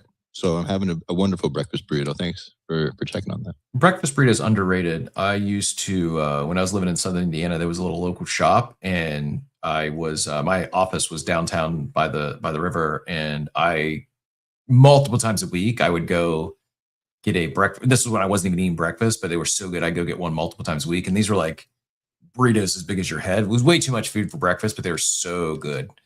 Yeah, breakfast burrito is definitely underrated. I've shifted from burritos to arepas though now with just got spoiled like that. But this is interesting. I had no idea these EMG wristbands. So this says this was back from September when they introduced Meta Ray-Ban display, the most advanced AI glasses ever sold, a full color high resolution display. And each pair comes with its own Meta neural band, an EMG wristband that translates the signals created by your muscles, like subtle finger movements, into commands for your glasses. Yeah, I totally missed this. Was not aware of the band thing, but yep. There's my a lot of other things I should probably be doing today to get ready for Bitcoin Vegas and Dominion, but instead I'm going to be shopping Meta glasses thanks to Shiba King putting that in my head today. All that being said, enjoyed the conversation today. We are so back. It's not going to be like NFT season 1. It's going to be NFT season 2.0, new and improved. And instead of going millions or thousands of 10K PFP collections of every animal on the planet and supply flooding the market, that's a flight to quality and those who have weathered the storm. I'm not saying and there's not going to be new collections. There will be. I mean, we've seen that already. And I mean, 2025 Good Vibes Club kind of won the year with their launch and their success they had over the past year. By the way, bringing in a couple of $1 million in royalties over the past 12 plus months. We've had normies and pixel pups and gimbos and so many free or close to free collections minted already in 2026 that are trading in the couple $100 range, which isn't nothing. I think more of that, we'll see more of NFTs leveraged as a mechanism to launch startups, to raise some funds, but also, or to seed the startups with the initial bit of operating capital, but also to, and maybe even more importantly, seed community and build an army of brand ambassadors out of the gate. It's just going to be, I think, less is more. I think we're not going to see, it won't be like what we saw in 21. It's not going to be every day there's going to be a mint and what are you going to buy to flip today? Rather, real due diligence, quality builders, and coming with a quality plan, and not just here's a roadmap of we're going to run back the same thing that Yuga did to be successful. Rather, here's what we're doing, and it'll be different, and that difference will excite people. It'll be incorporating, combining the physical and digital realm, doing things differently, and in some cases that may be building out some sort of ecosystem or game or avatars in something like Other Side, and others it may be the exact opposite and really leaning into some sort of CPG, some sort of consumer packaged good, whether it's dog treats or human food.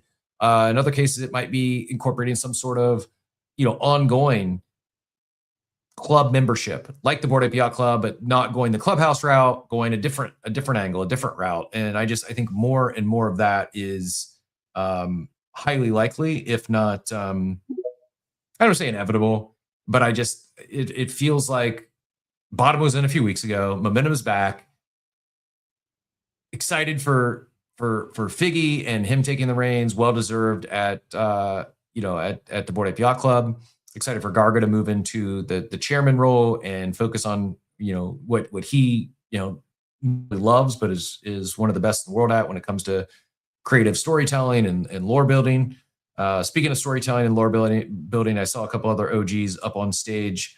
Machiavelli, your hands up. Let's go Machiavelli. Then we'll get Rita in here, and then we'll get RFDZ in with his new Gold 8 purchase. I kid, but talking about Things Club tonight at 8 p.m. EST, we have Mutant Mocktails in the clubhouse. So if any of you are available and love to jump into the Other Side, you can also RSVP for that on the Other Side calendar at Ape Chain. on Ape Chain. So othersidecalendar.apechain.com. And yeah, join us tonight, 8 p.m. Any new members, old members, all alike, Cap. I hope I see that beautiful space ape there tonight, brother. Well, and speaking of that other side calendar, it's on one of my open tabs here. We need to get Coffee with Captain fully loaded on there. Started it. I was missing a picture. Got the updated picture from Payne. I just need to hit upload and submit. And yeah, appreciate the other side calendar is between the other side calendar and the new website with the member directory. Just a lot of small wins that I feel do compound and builds some serious momentum for the club and the members of the club. Rita, GM, always a pleasure to hear from you. What brought you up this morning? Yeah, no, I'm here because Lost is here, and you named a bunch of NFTs, and you forgot to mention G. So just to, yeah, no, that was it. We're back. We're so fucking back. We are so all the way back, and yeah, you can't mention Ape Chain NFTs and talk OGs without mentioning G's. Not just G's. You have to say it properly. You have to say G's, and not just G's, but Rita in his studios. No, just G's. Just G's. Okay, we'll just talk G's. Everyone else is we're gonna leave them out. Get the important one. Speaking of G's, like not G's, but G's. I just saw G's, holy moly G's, of all things pumping, somehow Proof Collective is up on the day, like double digits. The pass that I'm pretty sure all the utility expired from that pass the end of last year. Maybe it was only a 3-year pass. So there's nothing. I don't think there's anyone necessarily managing that. I don't think there's any more utility coming, but it's like that's another sign. We're back when a Proof Collective pass is up 170% on the day. Someone out there sweeping Proof Collective passes on got to be pure speculation at this point. But yeah, 170% up to a 0.27 floor. I don't know, man. What does he know? I don't know, RFTZ. Do you? Congrats on the new Gold Ape purchase. I did see that the buyer took some offense to your having some fun with rocking their new Gold Ape. But what else? What else did you see this weekend? What else brought you up this morning? And anything to add to today's conversation before we get everyone out of here? I went to work today, bro. I'm going to work once a week now. I've been skipping days. I've been going on, out of town trips. I'm going to Malaysia to meet up with some apes there. There's a gathering. Nice. So, and then flying back to Manila to do another gathering. So there's 2 ape gatherings in a row out here. Nice. You going to see Honeybee? Yeah, Honeybee again. Yeah. We hung out in Bangkok. I can't heard talk y'all were about on demon mode, ape hours, ape demons out in the streets. We were angels, bro. We were very kind to all the ladies. We were nice. We were gentlemen, as all apes are. Related, unrelated, but we'll tie it from apes to the AI conversation. I saw this first, and I thought it was a joke. I thought it was just someone like engagement farming on the timeline. But now I've seen it a couple times, and I think this might actually be a real thing. If someone can confirm or deny, but there is now the first agentic cannabis device, not just a vape, a connected earning device. Good Trip combines premium cannabis, blockchain rewards, and an AI-powered asset tools in one product. What a time to be alive! I don't even like. Wow. That's a mouthful. I think it is actually a real product that you can earn blockchain rewards for hitting your cannabis vape. What a time to be alive! This is certainly what Satoshi had in mind when he wrote the white paper. It's certainly what all the early AI engineers had in mind when they started developing chatbots and large LLMs. This is the end product. This is what everyone has been working towards. 2026, it's finally arrived. The first agentic cannabis device.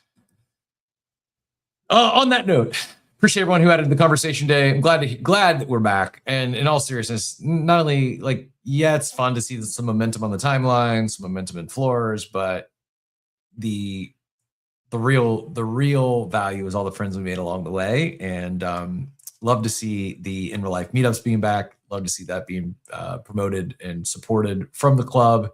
Congrats to everyone who made whether the Snoop event or the Note event, or you just had a dinner in Miami or paintball in Tampa.